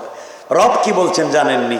রব বলছেন শোনো, আমি জওয়ানদেরকে বলছি, ভাই তোদেরকে আবার বলছি, আমি তো তোদের ভাষায় কথা বলছি, বুঝো আমার কথা। তুমি কি করেছো? জেনা করেছো, গুনাহ করেছো, ইয়াবা খেয়েছো, ফেন্সিডিল খেয়েছো, শয়তানি নাফরমানি বদমাইশি করেছো। ভয়ে এখন আল্লাহর কাছাকাছি যাও না। লজ্জা হয় নিজেকে খারাপ ভাবো, দৌড় সব ফালাইয়া দাও, যা হয়ে গেছে তো হয়ে গেছে। রব বলেছেন বান্দা শোন, তুই বড় অপরাধী হয়ে গেলে দেখবে মা বাপ তোকে ত্যায্য পুত্র করে দিতে পারে। আরো বড় অপরাধী হয়ে গেলে টিচার তার স্টুডেন্টদেরকে ক্লাসরুম থেকে বের করে দিতে পারে। অপরাধীকে কোন পীর তার খানকা থেকে মুরিদকে বের করে দিতে পারে। অপরাধীকে কোন নবী তার উম্মতকে বের করে দিতে পারে। বড় অপরাধীকে রাষ্ট্র তার নাগরিকত্ব কেটে দেশ থেকে বের করতে পারে। রব বলেছেন বান্দা, আমি রব তোকে নিজের হাত দিয়ে বানাইছি, আমার হাত দিয়ে তোকে বানাইছি। কারো প্রেম না থাকলে আমার তো আছে। রব বললাম তোকে শোন, আসমান জমিন ও গুনাহ নিয়া, পুরা দুনিয়া গুনাহ নিয়া, একটা বার যদি হায়াতে জিন্দেগিতে আমাকে আল্লাহ বলে ডাক দেস, আমি কথা দিলাম তোর সব মাফ করে দিয়া জান্নাতের ওয়াদা দিতে 1 মিনিটও দেরি হবে না। কোরআনে কারীমের 19 নম্বর পারা 25 নম্বর সূরা সূরা ফুরকানের 65 নম্বর আয়াতে আল্লাহ তো এই কথাই বলেছেন। আমার আল্লাহ বললেন, ওয়াল্লাযীনা ইয়াকুলুনা রাব্বানা সরিফ আন্না আযাব জাহান্নাম ইন্না আযাবাহা কানা গারামা। আল্লাহ বলেছেন বান্দারে, সাকারাত শুরু হয়ে যাওয়ার আগে, গারগারা শুরু হয়ে যাওয়ার আগে, কবরে চলে যাওয়ার আগে, মালাকুল মউত পৌঁছে যাওয়ার আগে, আজরাইল চলে আসার আগে, আমার যে বান্দা গোটা জিন্দেগির অপরাধের জন্য আমি আল্লাহর দরবারে হাত উঠে ক্ষমা চাইবে, আমি আল্লাহ কথা দিলাম বান্দা আমাকে ডাক দিতে দেরি হবে, আমি আল্লাহ তোমাকে মাফ করে দিতে দেরি হবে না। পড়েন সুবহানাল্লাহ, আল্লাহু আকবার বলেন। কষ্ট হচ্ছে আপনাদের? অসুবিধা হয়? আমার বন্ধুগণ, কথাগুলো দিল দিয়ে শুনেন কি বলতে চাই। কি? আচ্ছা, ওটা পরে দেখবো। সুতরাং জোয়ান তোমাদেরকে বলছি, হইছেটা কি? তুমি টাকাওয়ালা হতে চাও, সম্পদশালী হতে চাও, পৃথিবীতে একটা স্মার্ট বিয়ে করতে চাও, তুমি আমেরিকা ইউরোপ যেতে চাও, বোয়া তুমি যা চিন্তা করতেছো, শোনো জোয়ান তোমাকে বলছি, তোমার পাসপোর্ট স্পাউস ভিসা, তুমি কানাডা চলে যাচ্ছ ফ্যামিলি নিয়ে, তুমি ওয়ার্ক পারমিটে আমেরিকা চলে যাচ্ছ, স্টুডেন্ট ভিসা ইংল্যান্ডে চলে যাচ্ছ। আরে সব বাদ দেও, তুমি জানো না তুমি চিন্তা করতেছো চলে যাবে। তুমি হয়তো সব চিন্তা করে পাসপোর্ট বালিশের নিচে রাইকা রাত্রবেলা ঘুমাইছো, সবার কাছ থেকে বিদায় নিয়েছো, আগে লাগেজ ব্যাগেজ ঠিক করেছো, আগামীকালকে ফ্লাইট বুকা। তুমি জানোই না হতে পারে তোমার বালিশের নিচে আজরাইল বসা। আজরাইল আল্লাহকে বলছে আল্লাহ আমসিক আও আতরুক, ওরে ছাইড়া দিব না ধর্ম। ও বলতেছে সব তার, ও নাকি ফ্রিডম কান্ট্রিতে চলে যাচ্ছে, লাইফ স্পেন্ড করবে, সে এনজয় করবে বিউটিফুল লাইফ, সে তো চলে যাচ্ছে। রব তুমি বলো না ওকে যাইতে দিমু নাকি আটকায় দিমু। আল্লাহ সবার কাছ থেকে বিদায় নিছে, একটা বারও তোমার কথা স্মরণ করে নাই। রব বলছেন ঘুমে তো আছে, একটা থাপ্পড় দে, দিছে একটা থাপড়া, দেখা যায় বডি ঘামতেছে, ডাক্তার পরীক্ষা করে দেখে হার্ট অ্যাটাক। নাই না আছে? আছে না নাই? দুনিয়া তো দুনিয়া। এজন্য যুবক শেষ দিকে তোমাদেরকে যে কথাগুলো বলতে চাই সব ভুলে যাও। আমি আজকে তোমাদেরকে বিষয়টাই হচ্ছে ওই যে এখানে দেখলাম, ওই বিষয়টাই হচ্ছে এখন সালাতুল হাজতের গুরুত্ব। শোনো, তোমাদেরকে শেষ যে কথার দিকে নিয়ে আসতেছি, জীবনে টাকাওয়ালা হতে চায় না এমন কেউ আছে? কথা বলে না। জীবনে তার দোয়া কবুল হোক না এমন কেউ আছে? জীবনে সারা দুনিয়া চায় এমন লোক নাই?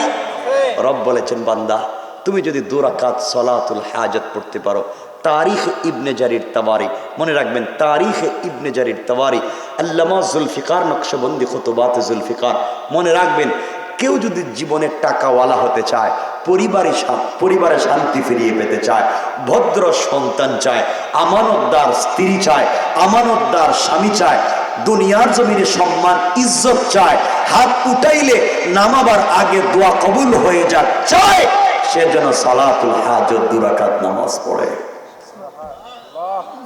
সুবহানাল্লাহ বললেন না? বিশ্বাস হয় না আপনাদের? 2 রাকাত নামাজ নবীজি বলেছেন এই 2 রাকাত সালাত পড়ে সালাম ফিরাবার আগে বান্দার দোয়া কবুল হয়ে যায়। সবাই বললেন না? নামাজের নিয়মটা আমি আলোচনা শেষ করে বলে দেব, কেমনে পড়বেন আপনারা, কেমনে নামাজটা পড়বেন। মাত্র 2 রাকাত নামাজ, আর কতক্ষণ সময় লাগে 2 রাকাত পড়তে? রব নবীজি বলেছেন 2 রাকাত নামাজ পড়ো জিন্দেগি কামিয়াব। বলেন না সুবহানাল্লাহ? আমি কি বলবো সালাতুল হাজতটা বলে দিব? কিন্তু আপনাদের অবস্থা, বসবেন না কয়েক মিনিট? আমার মুসলমান বন্ধুগণ গভীর মনোযোগ। এই দুনিয়ার জমিনে একজন বড় বুজুর্গ আল্লাহর ওলি ছিলেন, যার নাম হাকিম লুকমান। তিনি কোন আলেম, তিনি কোন নবী ছিলেন না, রাসূল ছিলেন না, পয়গম্বর ছিলেন না। আল্লাহকে এতটুকু চিনতে পেরেছেন, জানতে পেরেছেন, রব তার উপরে সন্তুষ্ট হয়, তার নামে কোরআনে সূরা নাজিল করে তার কথাগুলোকে আয়াত বানাইয়া আমার আল্লাহ কোরআন নাজিল করেছেন। কাল সুবহানাল্লাহ। সুন্দর কোন মানুষ ছিলেন না, ইথিওপিয়ার মানুষের চাইতে কালো ছিলেন, খাটো মানুষ ছিলেন, বেটে মানুষ ছিলেন, পাও রেল লাইনের মতো কাটা কাটা ছিল, ঠোঁট মোটা ছিল, চোখ ছোট ছিল, দেখতে কালো ছিলেন। এতগুলা জিনিসটার ভিতরে থাকবার পরেও তিনি ছাগল রাখালি করতেন। এত কিছুর পরেও আল্লাহর এত কাছাকাছি যে আমলের কারণে পৌঁছে গেলেন, যার কারণে তিনি পৌঁছে গেলেন। আল্লাহ রাব্বুল ইজ্জত ওয়াল জালাল বলেছেন বান্দারে তুমি আমার জন্য নামাজের সিজদায় পড়ে যাও, আমি আল্লাহ তোমার জন্য সব দরজা খুলে দেব। কোন সুবহানাল্লাহ। এই কথা আমার তেলাওয়াতকৃত আলোচ্য আয়াতে আল্লাহ বললেন ওয়াল্লাযীনা ইয়াবিতুনা লিরাব্বিহিম সুজদাও ওয়া কিয়ামা। আল্লাহ বলেছেন বান্দারে বিপদে পড়ে যাওয়ার আগে, বিপদে পড়ে গেলে, ঝামেলায় পড়ে গেলে আমার বান্দা যখন আমার কদমে সিজদায় পড়ে যায়, আমার জন্য রুকু করে, আমার জন্য সিজদা করে, আমার জন্য দাঁড়ায়, আমি আল্লাহ কথা দিলাম বান্দা যখন আমার জন্য সিজদা করবে, আমি আল্লাহ বান্দার সবগুলা বিপদ মুক্ত করে বারাকার দরজা খুলে দিই। কোন সুবহানাল্লাহ। আল্লাহর গোলাম দাবি করলে সিজদা দিতে হবে কার পায়ে? কথা বলেন না কেন? সুতরাং আল্লাহর পা ছাড়া যারা পীরের পায়ে সিজদা করে মাজারে মাজারে গিয়ে সেজদা করে, আল্লাহর কসম তারা কোনদিন আল্লাহর গোলাম হতে পারে না। কোন ঠিক কিনা? আসেনি এগুলা? পীরের পায়ে সেজদা দে, মাজারে যায়, বাচ্চা হইতেছে না, 20 বছর বিয়ে রয়েছে, স্বামী বৌরে নিয়ে জায়গা শাহজালালের মাজারে। কথা কন না কেন? শাহজালালের মাজার বললাম কি? কবরস্থান, গোরস্থান। আমারও, যদিও আমি ঢাকা শহরে বড় হয়েছি, আমার কলিজার সাথে যে মাটির সম্পর্ক সেটা হচ্ছে সিলেট শহর। আমার জন্ম, আমার বেড়ে ওঠা, আমার বাড়ি সিলেট শহরে। তো আমি তো দেখি আমার ঘরের সামনে দিয়েই তো মাজারে গিয়েই তো আমাকে একটা বাচ্চা দো, তোমার কপালে ঠাডা পড়ো। ওটা শাহজালালের কাছে বাচ্চা তো হননি, তো বিয়েও করে নাই। শাহজালাল কি বিয়ে করছে? কথা কয় না কেন? আর যেখানে মরা মানুষের কাছে বাচ্চা চাও, নিজের স্বামী তো জিন্দা আছে, জিন্দা স্বামী রেখা মরা মানুষের কাছে বাচ্চা চাও। বাচ্চা দিতে পারবেন কে? আওয়াজ করে বলেন কে? গুলো বলবো না, যেটা আমার আলোচ্য বিষয় না। এক সন্তান দাঁড়িয়ে গিয়েছে, আব্বা আমার কথা আছে, কি? সব মানি, কিন্তু আমি ব্যবসা করা লাগবে। কি করব? ব্যবসা করব। আমি, আমাকে টাকা দেন, আমি হালাল বিজনেস করব, সমাজের মানুষকে হালাল বিজনেসের পদ্ধতি দেখাবো। হাকিম লোকমান বলেন, বাবারে ব্যবসা করার মতো টাকা আমার কাছে নেই, আমি তোমাকে টাকা দিতে পারবো না। বাবা তুমি ম্যানেজ করে দাও, আমি ব্যবসা করব। এবার হাকিম লোকমান বললেন, সন্তান আমার, তোমাকে দেওয়ার মতো টাকা আমার কাছে নাই, কিন্তু বাবারে আমার এক বন্ধু আছে, বন্ধুর কাছে আমি 4000 দিনার 4000 দিরহাম পাই, বন্ধুর কাছে আমি 4000 টাকা পাই। দীর্ঘদিন আগে আমার কাছ থেকে ঋণ নিয়েছে, ঋণ আমাকে দেয় না।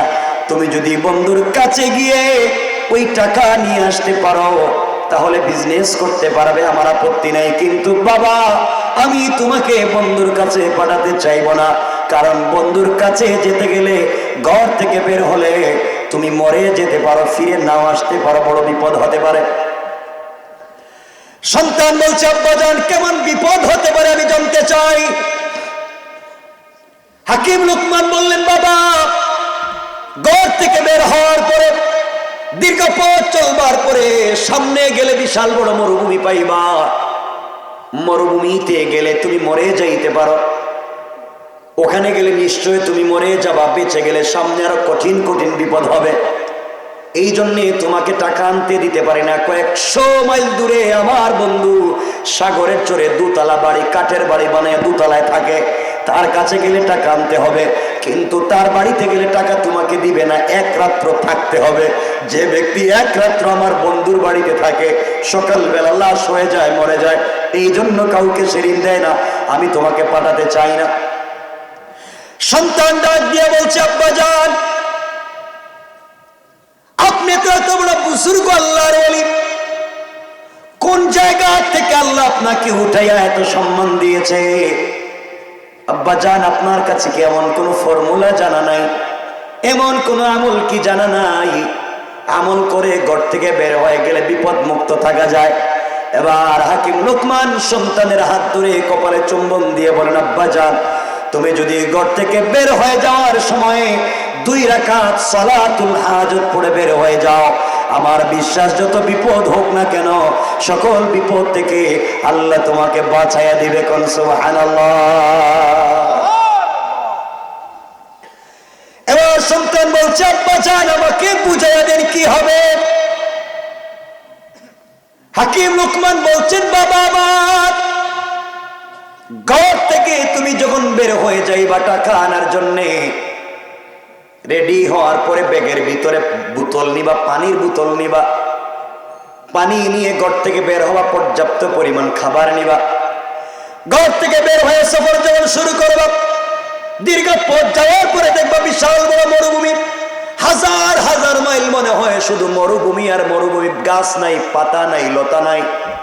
বাবার এই মরুভূমিতে যখন তুমি সফর শুরু করবা, কয়েকদিন সফর করবার পরে তুমি দেখবা তোমার পায়ের চামড়া উঠে গিয়া পা থেকে রক্ত পড়তেছে, জমিনের মধ্যে বালির মধ্যে রক্ত পড়তেছে, এত গরম বালি। বাবারে মরুভূমি এত গরম হবে, গরমের কারণে তোমার জিহ্বা শুকিয়ে যাবে, কলিজা পর্যন্ত শুকিয়ে যাবে বাবা। ঘর থেকে বের হওয়ার সময় 2 রাকাত সালাতুল হাজত পড়ে বের হবা। রাস্তায় যাওয়ার পরে যখন দেখবা কলিজা শুকিয়ে গিয়েছে, জিহ্বা শুকিয়ে গিয়েছে, শরীর থেকে রক্ত ঝরতেছে, মাটিতে পড়তেছে, ওই সময় তুমি পানি পান করবার মনে পড়বে, নচেত মরে যাইবা। তোমার ব্যাগের ভিতরে পানি আছে, ওই পানি বের করবা পান করার জন্য, কিন্তু আশ্চর্য কারবার, পানি বের করে দেখবা পানির থেকে গরম উতরাইয়া পানির থেকে ধোঁয়া উঠতেছে। এই পানি পান করলে নির্ঘাত তুমি মরে যাবে। আব্বা জান, তাহলে আমি কেমনে সফর করবো? আমার তো পানির প্রয়োজন পড়বে। হাকিম লোকমান বলছেন, বাবারে ওই সময় তুমি মনে করে 2 রাকাত সালাতুল হাজত পড়বা। সালাতুল হাজত পড়ে তুমি যখন ডান দিকে সালাম ফিরাবা, সালাম ফিরাইয়া আল্লাহর কাছে বলবা, আল্লাহ তাআলা বিপদে আমি পড়ে গিয়েছি, আমি তো 2 রাকাত সালাতুল হাজত পড়লাম, যেই মরুভূমিতে গাছ নাই, পাতা নাই, লতা নাই, সালাম ফিরাইয়া দেখবা ডান দিকে সুন্দর একটা মনোরম বাগান দেখা যায়। আল্লাহু আকবার বলেন না। আব্বা জান, তুমি এই বাগানের ভিতরে প্রবেশ করবা। বাগানের ভিতরে যাওয়ার পরে বাগানের ভিতরে বিষাক্ত সাপ, ভাল্লুক, হিংস্র বাঘ তোমাকে খেয়ে ফেলবার জন্য আসবে। ওই সময় আবার তুমি 2 রাকাত সালাতুল হাজত পড়বা। তুমি যখন সালাম ফিরে দিবা, আমার মন বলছে ওই বিষাক্ত প্রাণী তোমাকে আঘাত করবে না, বরং যতক্ষণ তুমি বাগানের ভিতরে থাকবে ততক্ষণ পর্যন্ত দাঁড়ায়া দাঁড়ায়া তারা পাহারাদারি করবে। কোন সুবহানাল্লাহ। আব্বা জানের পরে কি এবার হাকিম লোকমান বলছেন, বাবারে তোমার তো পানির প্রয়োজন আছে, পান করা লাগবে। আবার তুমি 2 রাকাত সালাতুল হাজত পড়বা, সালাম ফিরাইয়া দিবা, আল্লাহর কাছে পানির জন্য চাইবা। হঠাৎ করে তাকাইয়া দেখবা বাগানের মধ্যখানে 2টা পাথরের চিপাত থেকে ঠান্ডা পানি ঝর্ণার মতো গড়াইয়া পড়ে যায়। বাবারে ইচ্ছা মতো তুমি তোমার স্বাদ মিটাইয়া পানি পান করবা। ব্যাগের ভিতরে বোতল থেকে গরম পানি ফেলে দিয়া ঠান্ডা পানি নিবা। ও বাবা, দীর্ঘক্ষণ থাকবা না, জঙ্গল থেকে বাগান থেকে বের হয়ে যাবা। সন্তান ডাক দিয়ে বলছে, আব্বা জান, দীর্ঘদিন সফর করবার কারণে, ক্লান্ত থাকবার কারণে আমি যখন পেট ভরে ঠান্ডা পানি পান করব, ঠান্ডা পানি পান করবার পরে ক্লান্তি আসবে, নিদ্রা যাইতে মন চাইবে। আসবে কি আসবে না? নিদ্রা যাইতে মন চাইবে, আমার তো ক্লান্তি আসবে। আব্বা জান, আমি তো ঘুমাতে হবে, এত লম্বা সময় সফরে কেমনে থাকবো? হাকিম লোকমান বললেন, বাবারে আমিও তো বুঝি তুমি তো ঘুমাতে হবে, কিন্তু খবরদার জঙ্গলের ভিতরে ঘুমাবা না, ঘুমালেই তুমি মরে যাইবা। আব্বা জান, আমাকে কি করা লাগবে? হাকিম লোকমান বললেন, বের হয়ে যাবা। আবার তুমি 2 রাকাত সালাতুল হাজত পড়বা, বাম দিকে সালাম ফিরাইয়া দিবা। সালাম ফিরাইয়া দেখবা যে বিশাল মরুভূমিতে গাছ নাই, পাতা নাই, কিছুই নাই। হঠাৎ করে তুমি তাকাইয়া দেখবা বট গাছের মতো বিশাল একটা গাছ দেখা যায়, নিচে ছায়া পড়েছে। খবরদার বাবা, তোমার মন চাইবে গাছের গোড়ায় বিশ্রাম নেওয়ার জন্য, কিন্তু যাইও না, গাছের গোড়ায় বিশ্রাম নিতে যাইও না। তুমি যদি গাছের গোড়ায় বিশ্রাম নিতে যাও, আমার মন বলছে তুমি নির্ঘাত মরে যাইবা, বাঁচবা না। আব্বা জান, আমার তো মন চাইবে। হাকিম লোকমান বলছেন, বাবা আবার তুমি 2 রাকাত সালাতুল হাজত পড়বা, এরপরে সালাম ফিরাইয়া দিবা। সালাম ফিরানোর উপরে তুমি তাকাইয়া দেখবা ওই গাছের গোড়ার মধ্যে সুন্দর লেবাস, মুখের মধ্যে দাড়ি, একজন মুরব্বী বসে বসে আল্লাহর নামের তাসবিহ পড়ে যায়। কোন সুবহানাল্লাহ। বাবার এই মুরব্বীর কাছাকাছি যাইবা। এই মুরব্বীর কাছে যাওয়ার পরে মুরব্বী যদি তোমাকে ডাক দিয়া বলে, হাকিম লোকমানের ছেলে আমার কাছে আসো, আমার নাম বলে যদি তোমাকে ডাক দেয়, তুমি ভয়ের কোনো কারণ নাই, বুঝতে পারবা কোনো সমস্যা নাই। ডাক দিলে তুমি তার কাছে যাইও। বাবারে সে যদি ঘুমাতে বলে তুমি ঘুমিয়ে যাইও, খবরদার সে যদি বলে তার রানীর উপরে মাথা রেখে তোমাকে ঘুমিয়ে যেতে, তাইলে ঘুমিয়ে যাইবা। রানীর উপরে মাথা রেখে যদি ঘুমাতে না বলে, খবরদার তুমি ঘুমাবা না। নির্ঘাত ঘুমিয়ে গেলে আর উঠতে পারবা না, মরে যাইবা। বাবারে তুমি ওই বিপদ থেকে যদি বেঁচে যাও, টাকার জন্য সামনে গেলে আরো বড় বড় বিপদের সম্মুখীন হবা। ওই বিপদ থেকে বাঁচবার কোনো সম্ভাবনা নাই। বাবারে ওই সময় যদি সফর করো, চেষ্টা করবা ওই মুরব্বীকে সাথে করে সফর করবা। একা একা যাইও না, একজন সফর সঙ্গী নিয়ে সামনের পথে পাড়ি দিবা, কারণ এখনকার চাইতে সামনে আরো ভয়ঙ্কর বিপদ আছে। হাকিম লোকমানের ছেলে বলছেন, আব্বা জান আর কি বিপদ হতে পারে আমাকে বলে দেন। এবার হাকিম লোকমান বলছেন, বাবারে সামনে গেলে দীর্ঘদিন সফর করলে একটা গ্রাম পাইবা, শহর পাইবা। ওই শহরে গেলে আমার পরিচয় দিবা, আমার নাম বলবা, আমি হাকিম লোকমানের ছেলে। এই কথা বললে মানুষ তোমাকে আদর করবে, আপ্যায়ন করবে, ভালোবাসবে, হাদিয়া দিবে, তোফা দিবে, তোমাকে মেহমানদারি করাবে। কিন্তু বাবারে মেহমানদারের পিছনে পড়ে খবরদার 3 দিনের উপরে তুমি থাকবা না, 4 নাম্বার দিন সকাল হতে দিবা না। বাবারে আমার ভয় হয় 4 নাম্বার দিন যদি সকাল হয়ে যায়, আমার ভয় হচ্ছে তুমি হয়তো বাঁচবা না, মরে যাইবা। আব্বা জানে তো ভয় দেখান কেন, কি হবে? হাকিম লোকমান বলছেন, বাবারে সকাল যদি হয়ে যায়, এই শহরের এই দেশের মানুষ সবাই মিলে বিশ্ব সুন্দরী একটা মেয়েকে অর্নামেন্ট জুয়েলারি পরাইয়া সুন্দর স্মার্ট একটা মেয়েকে তোমার কাছে এনে বলবে বিয়ে করবার জন্যে। বাবারে তুমি মেয়ের চেহারার দিকে তাকালে লোভ সামলিয়ে রাখতে পারবে না, তোমার মন চাইবে মেয়েটাকে বিয়ে করতে, কিন্তু বিয়ে করলেই তুমি বাসর রাত্রে মরে যাইবা। কথা বুঝতেছেন? আমার কষ্ট হচ্ছে মনে হয়। আমি কি শেষ করে দেব এখন? এই ছেলে ডাক দেব, এদিকে সংক্ষেপ করে দেব। 12:30 হয়ে যাইতেছে, বুঝতেছে না। 11:30। হ্যাঁ, মোবাইলটা নাই, ফোনটা নেই। কষ্ট হচ্ছে না তো? হাকিম লোকমান বলছেন, বাবা সামনে গেলে ওই মেয়েরে বিয়ে করলে বিপদ আছে। আব্বা আপনি কি করেন? তাহলে কি করতাম? বাবা যদি তুমি থাইকা যাও ভুলে, আর ওরা যদি তোমার কাছে মেয়ে নিয়ে আসে, বিয়ে করিও না। আব্বা যদি বিয়ে করে ফেলাই, দেখতেছেন, চিন্তা করতেছেন, যদি বিয়ে করে ফেলে, তাহলে বাবা তুমি সলাতুল হাজত পড়ো। আর এই যে মুরব্বী, এই মুরব্বীর পরামর্শ মেনে বাকি রাস্তা চইল। আমার মন বলছে মুরব্বীর পরামর্শ থাকলে তোমার বিপদ হবে না। সুবহানাল্লাহ বললেন না? আল্লাহু আকবার বলেন না? কব্বা ঠিক আছে। এবার হাকিম লোকমান বললেন, বাবারে এবার যদি তুমি বেঁচে যাও, ওখান থেকে দীর্ঘ পথ চলবার পরে নদী পাইবা, সাগর পাইবা।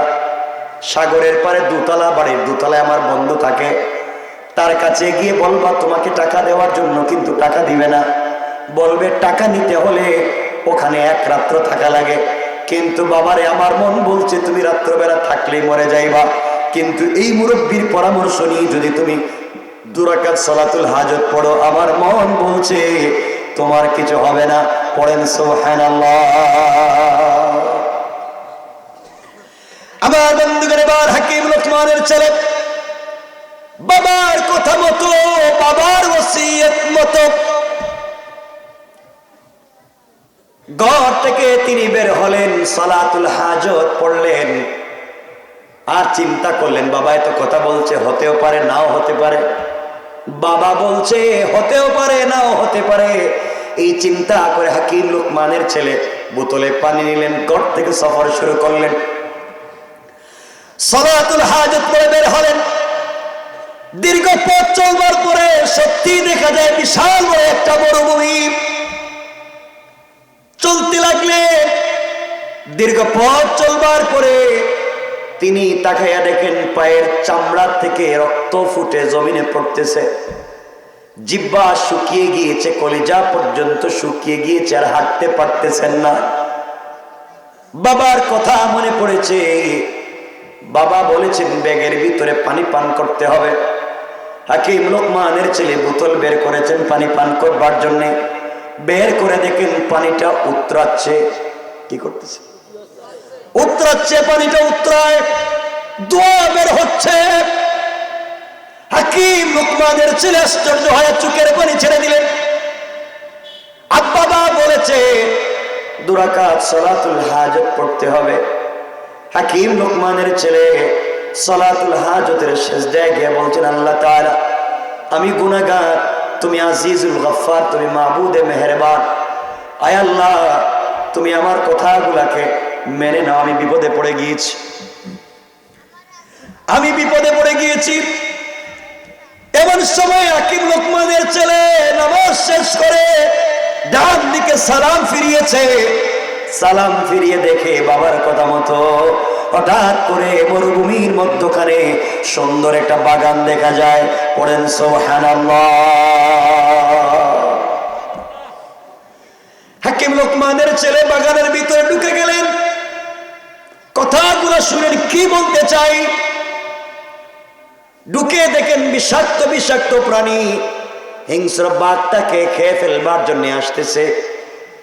এমন সময়ে তিনি আবার 2 রাকাত সালাতুল হাজত পড়লেন। তাকাইয়া দেখেন সবাই দাঁড়িয়ে গিয়েছে, কিন্তু পানি নেই। পানি কোথা থেকে পান করবেন? বাবার ওসিয়ত মতো আবার তিনি 2 রাকাত সালাতুল হাজত পড়লেন। পড়ার পরে তাকাইয়া দেখেন 2টা পাথরের চিপা থেকে ঝর্ণার মতো ঠান্ডা পানি গড়াইয়া পড়ে যায়। পড়েন সুবহানাল্লাহ। এবার হাকিম লোকমানের ছেলের বিশ্বাস জমে গেল। আল্লাহর প্রতি আগের চাইতে বিশ্বাস জমে গিয়েছে। বাবার কথার প্রতি বিশ্বাস জমে গিয়েছে। পানি পান করলেন, বোতলের ভিতরে পানি নিলেন। নিদ্রা পেয়েছে, ঘুমিয়ে পড়বেন। বাবা বলেছেন জঙ্গলে ঘুমানো যাবে না। বের হয়ে গেলেন। আবার তিনি 2 রাকাত সালাতুল হাজত পড়লেন। তাকাইয়া দেখেন বিশাল বড় মরুভূমির মধ্যখানে সুন্দর একটা বট গাছের মতো বড় গাছ দেখা যায়। নিচে সুন্দর ছায়া পড়েছে। মন চায় ঘুমিয়ে যেতে, কিন্তু বাবা বলেছেন ঘুমালে বিপদ আছে না নাই? কথা বলেন, ঘুমিয়ে গেলে বিপদ আছে। হঠাৎ তিনি আবার মনে পড়লো বাবা বলেছেন বিপদ হলে সালাতুল হাজত পড়তে হবে। তিনি 2 রাকাত সালাতুল হাজত পড়লেন। তাকাইয়া দেখেন বট গাছের নিচে একজন মুরব্বী বসা। কাছে যাওয়ার পরে মুরব্বী ডাক দিয়া বলছে, হাকিম লোকমানের ছেলেরে, তুমি কেন এখানে এসেছো? তিনি বুঝতে পারলেন বাবা তো বলেছেন না আমার নাম ধরে ডাকবে। কাছে গেলেন, আমি মুসাফির, সফর করতে চাই, টাকা আনবার জন্য যাই। নিদ্রা পেয়েছে, ঘুমানোর মতো জায়গা পাই না। মুরব্বী ডাক দিয়া বলেছে, বাবারে, তোমার মন চাইলে আমার রানের উপরে মাথা রেখে ঘুমাতে পারো। মনে পড়েছে বাবা বলেছেন ওই মুরব্বী যদি বলে তার রানের উপরে মাথা রেখে ঘুমাতে, তাহলে বিপদ হবে। কথা বললেন না? বাবার কথা মনে পড়ে গিয়েছে। মুরব্বীর কাছে ব্যাগ রেখে দিয়া রানের উপরে মাথা রেখে ঘুমিয়ে গিয়েছে। দীর্ঘক্ষণ ঘুমিয়ে গিয়েছেন। হঠাৎ করে গাছের উপর থেকে বিষাক্ত একটা সাপ। 3টা বর্ণনা, কেউ বলেছেন মাথায়, কেউ বলেছেন হাতে, কেউ বলেছেন পায়ের দংশন করলো, কেটে ফেললো। পুরা বডিটা বিষাক্ত, বিষে কালো হয়ে গিয়েছে। মুরব্বী চিন্তা করলেন, আহারে, আমি তো বলেছিলাম আমার রানের উপরে মাথা রেখে ঘুমালে বিপদ হবে না। হাকিম লোকমানের ছেলে এত বড় বিপদে পড়েছে, এখন কি করব? সাপটাকে ধরলেন আর বললেন, যেখান থেকে বিষ নিয়েছ ওখান থেকে বিষ নিয়ে যাও। সাপ মুখ লাগিয়ে বিষ টেনে টেনে নিয়ে গিয়েছে। মুরব্বী সাপটাকে 2 টুকরা করে দিলেন। 1 টুকরা হাকিম লোকমানের ছেলের ব্যাগের কাছে ফেলে দিলেন। আর 1 টুকরা হাকিম লোকমানের ব্যাগের ভিতরে, মাথার অংশ ব্যাগের ভিতরে ঢুকাইয়া দিলেন। দীর্ঘক্ষণ পরে হাকিম লোকমানের ছেলে ঘুম থেকে উঠে গেলেন। উঠে দেখে তার সামনে সাপের লেজের অংশ পড়ে আছে। চিৎকার দিয়ে উঠে বললেন, আঙ্কেল এটা কি? মুরব্বী বললেন, বাবা তোমাকে একটা সাপ কেটেছিল, 2 টুকরা করে দিয়েছি, ফেলে দিয়েছি। তিনি বললেন, আমি আর এখানে থাকবো না, জীবন শেষ হয়ে যাওয়ার আশঙ্কা আছে। চলতে লাগলেন। হঠাৎ মনে পড়েছে বাবা বলেছেন সামনে বিপদ, কম না বেশি? সবাই বলা লাগবে, আরো জোরে বলেন। বাপ বলেছেন সামনে বিপদ আরো বেশি, চলবার পথে যদি মুরব্বীকে নেওয়া যায় উপকার হবে।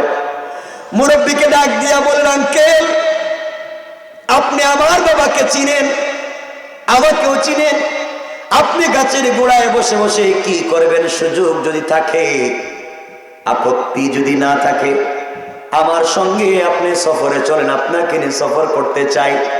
মুরব্বী বললেন, বাবা তুমি যদি আমাকে সঙ্গে নিয়ে যেতে চাও আমার আপত্তি নেই। দুজন সফর শুরু করলেন। দীর্ঘ পথ চলবার পরে সুন্দর একটা শহর পাইলেন, গ্রাম পাইলেন। গ্রামের ভিতরে পৌঁছে গেলেন, নিজের পরিচয় দিলেন, হাকিম লোকমানের ছেলে। সবাই তাকে আদর আপ্যায়ন করতে লাগলো, মেহমানদারি করতে লাগলো। এত কিছুর পিছনে পড়ে তিনি ভুলে গিয়েছেন, বাপ বলেছেন 3 দিনের উপরে থাকা যাবে না। 4 নাম্বার দিন সকাল হয়ে গিয়েছে। 4 নাম্বার দিন সকাল যখন হয়ে গেল, হঠাৎ করে তিনি দেখেন এলাকার মানুষেরা মিলে,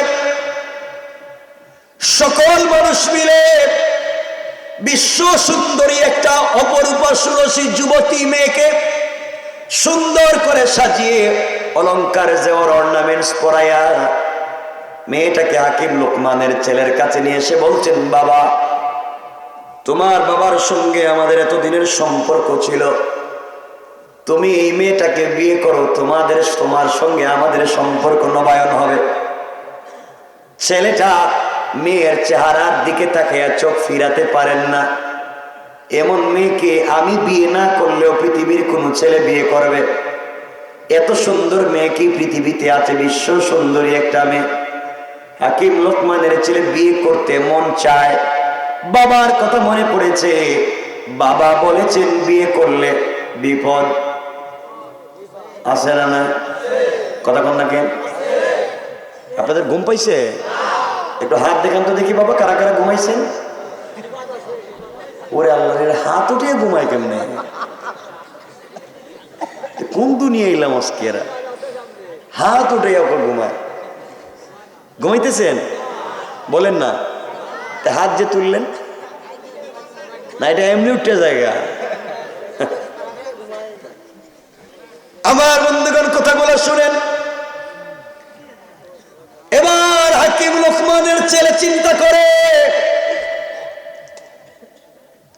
এই মেয়েকে আমি যদি বিয়ে না করি পৃথিবীর যে কোনো ছেলে বিয়ে করবে। এমন বিশ্ব সুন্দরী মেয়েকে কে স্ত্রী হিসাবে চায় না? মন চায় বিয়ে করতে, বাবা নিষেধ করেছেন। তিনি বললেন, দেখো আমি বিয়ে করব না, বাবা নিষেধ করেছেন। সবাই যখন মেয়েটাকে নিয়ে যায়, তিনি আবার বললেন, শোনো আমি একটু ভেবে দেখি। অর্থ হলো মন তো চায় না, এই মেয়েটাকে যদি বিয়ে না করি পৃথিবীতে বেঁচে থাকা অসার হয়ে যাবে। তিনি রাজি হয়ে যাবেন কিনা আবার চিন্তা করেন। বাপ বলেছেন বিয়ে করলে মরে যাব। এবার মুরব্বীর কাছে পরামর্শ চাইলেন, আঙ্কেল বাপ বলেছে এই মেয়েকে বিয়ে করলে মরে যাব, কিন্তু আমি বিয়ে না করলে তো বাঁচবই না। মুরব্বী বললেন, বাবা তোমার বাপ ওসিয়ত করেছে বিয়ে করা যাবে না, আর তুমি বলছো বিয়ে না করলে বাঁচবে না, আমি কি করব? হাকিম লোকমানের ছেলে বলছেন, আঙ্কেল বাপ তো বলেছেন আপনার পরামর্শ নিয়ে চলতে, আপনি বলেন।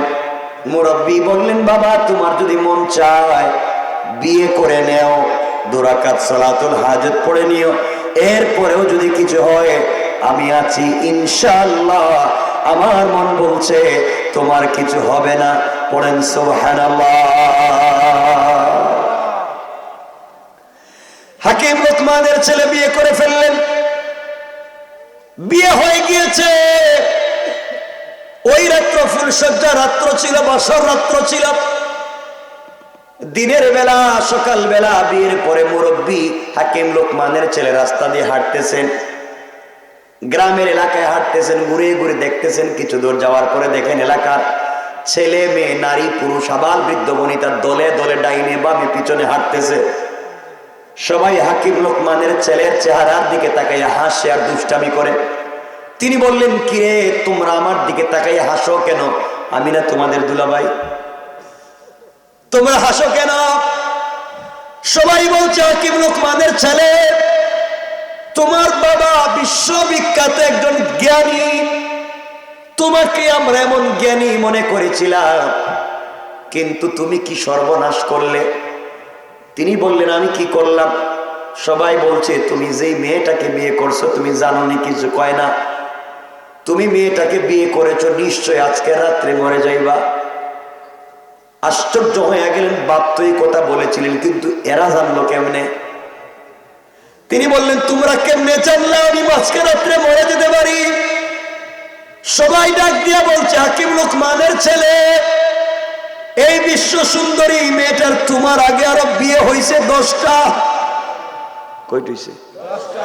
আসতে কইলেন যে তোমার আগে আরো 10টা বিয়ে হয়েছে। আল্লামা জুলফিকার নকশবন্দি খুতুবাতে জুলফিকারে আরো লম্বা বলেছেন, 10টা বিয়ে হয়েছে, সবগুলা স্বামী বিয়ের বাসর রাত্রে মরে গিয়েছে, একটাও বাঁচে নাই। তুমি 11 নম্বর, 10 জন মরছে, তুমি 11 নম্বর, আজকের রাত্রে তুমিও মরবা। আচ্ছা, এই কথা বলার পর, এই কথা শোনার পরে কি ভিতরে কি আর পানিটা নিয়ে আসে? মনে করেন করলাম কি? বাপ তো বলছিল মরেছি। এবার হাকিম লোকমানের ছেলে বলেন, কি বলো তোমরা? এই জন্য আপনার পিছনে পিছনে ঘুরি, আজকে রাত্রে তো আপনি নিশ্চয় মরে যাবেন। হাকিম লোকমানের ছেলে মুরব্বীর হাত শক্ত করে বলছেন, আঙ্কেল। কিছু দূরে গেলেন, যাওয়ার পরে দেখেন কিছু মানুষ বাঁশ কাটতেছে। জিজ্ঞেস করলেন, তোমরা কারারে এখানে বাঁশ কাটতেছ? কয়, আপনার গুরুস্থানের বাঁশ। আমার গুরুস্থানের বাঁশ? আমি জিন্দা, তোমরা দেখি আমার গুরুস্থানের বাঁশ খাবো? কয়, মি আপনি তো জানেন না, আজকে রাত্রে আপনি মরে যাবেন। আচ্ছা, এই কথা শোনার পরে আমার বাঁশ কাটা হইতেছে, আমি মরে যাইব। কোন তো এই মানুষটার ভিতরে কি চলতেছে? আরো কিছু দূর যেতে লাগলেন। কিছু দূর যাওয়ার পরে দেখেন মানুষেরা সুন্দর সাদা কাপড় দৌত করতেছে। জিজ্ঞাসা করলেন, কিরে তোমরা কি এর কাপড় দাও? আপনার কাফনের কাপড়। তিনি বললেন, ব্যাপারটা কি? আমি তো কিছুই বুঝি না। আরো কিছু দূর গেলেন, যাওয়ার পরে দেখলেন খুন্তি কুদাল নিয়ে কিছু লোক দাঁড়াই আছে। কি রে তোমরা এখানে কি করো? আমরা ডুব গুরুস্থানে কবর খনন করব। কার খনন? আপনার। আচ্ছা, এই মানুষটাকে 22 হয়েছে মনে করেন। এবার মুরব্বীরে জোড়ায় বলছে, আঙ্কেল পায়ে ধরি বাঁচান, বউরও দরকার নাই, টাকারও দরকার নাই। কি বিপদে পড়ছি, বাপ বলছিল শুনলাম না কেন? চলে আমরা দুজন গ্রাম ছেড়ে পলায়ন করি। গ্রাম থেকে পলায়ন করতে সামনে যায়, গিয়ে দেখে পুরো এলাকার মানুষ লাঠি সোটা নিয়ে দাঁড়ায় আছে। কয়, আপনার দাঁড়ায় আছেন কেন? ভাগতে দিতাম না। চিন্তা করছেন ব্যাপারটা? শুনতেছেন আপনারা? শুধু আপনাদের এই অবস্থার কারণে এই ঘটনা নিয়ে আসছে। আমার বন্ধুগণ, এবার কথাগুলো মনোযোগ দিয়ে শুনেন।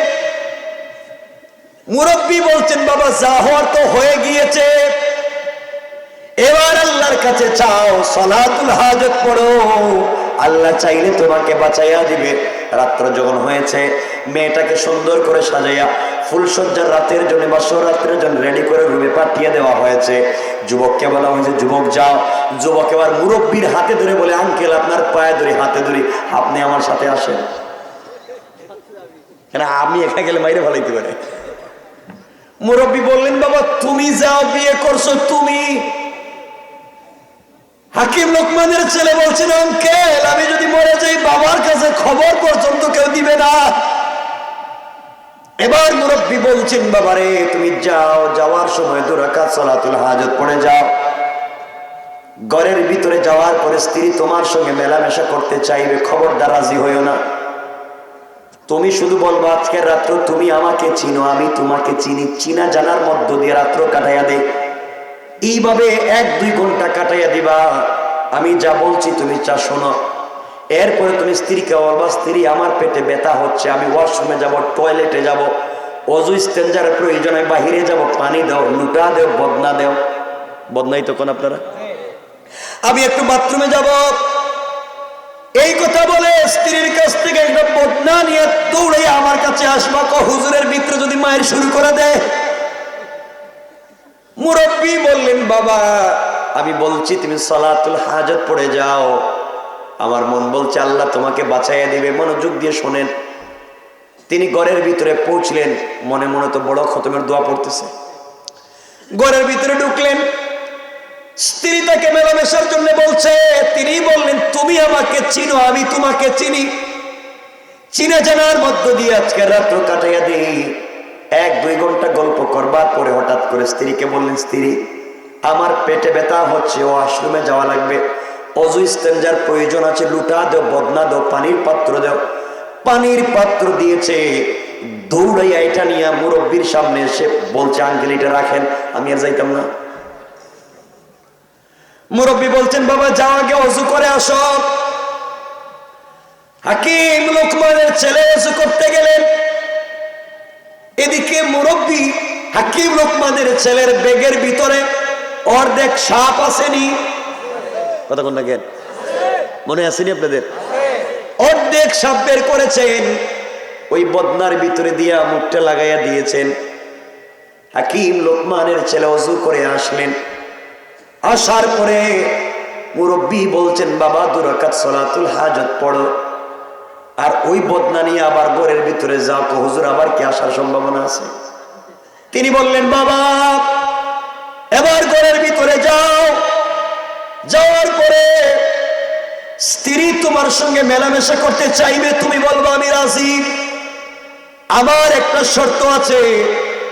শর্ত হলো, স্ত্রী তুমি যদি ওই বদনার ভিতরে প্রস্রাব করো, প্রস্রাব করলে আমার কথা মানলে আমি তোমার কথা মানব। বাবারে যদি মেয়েটা প্রস্রাবে রাজি হয়ে যায়, বদনা নিয়ে আমার কাছে দৌড় দিয়া চলে আসবা, এরপরে যা করা লাগে আমি করে দেব। কোন সুবহানাল্লাহ।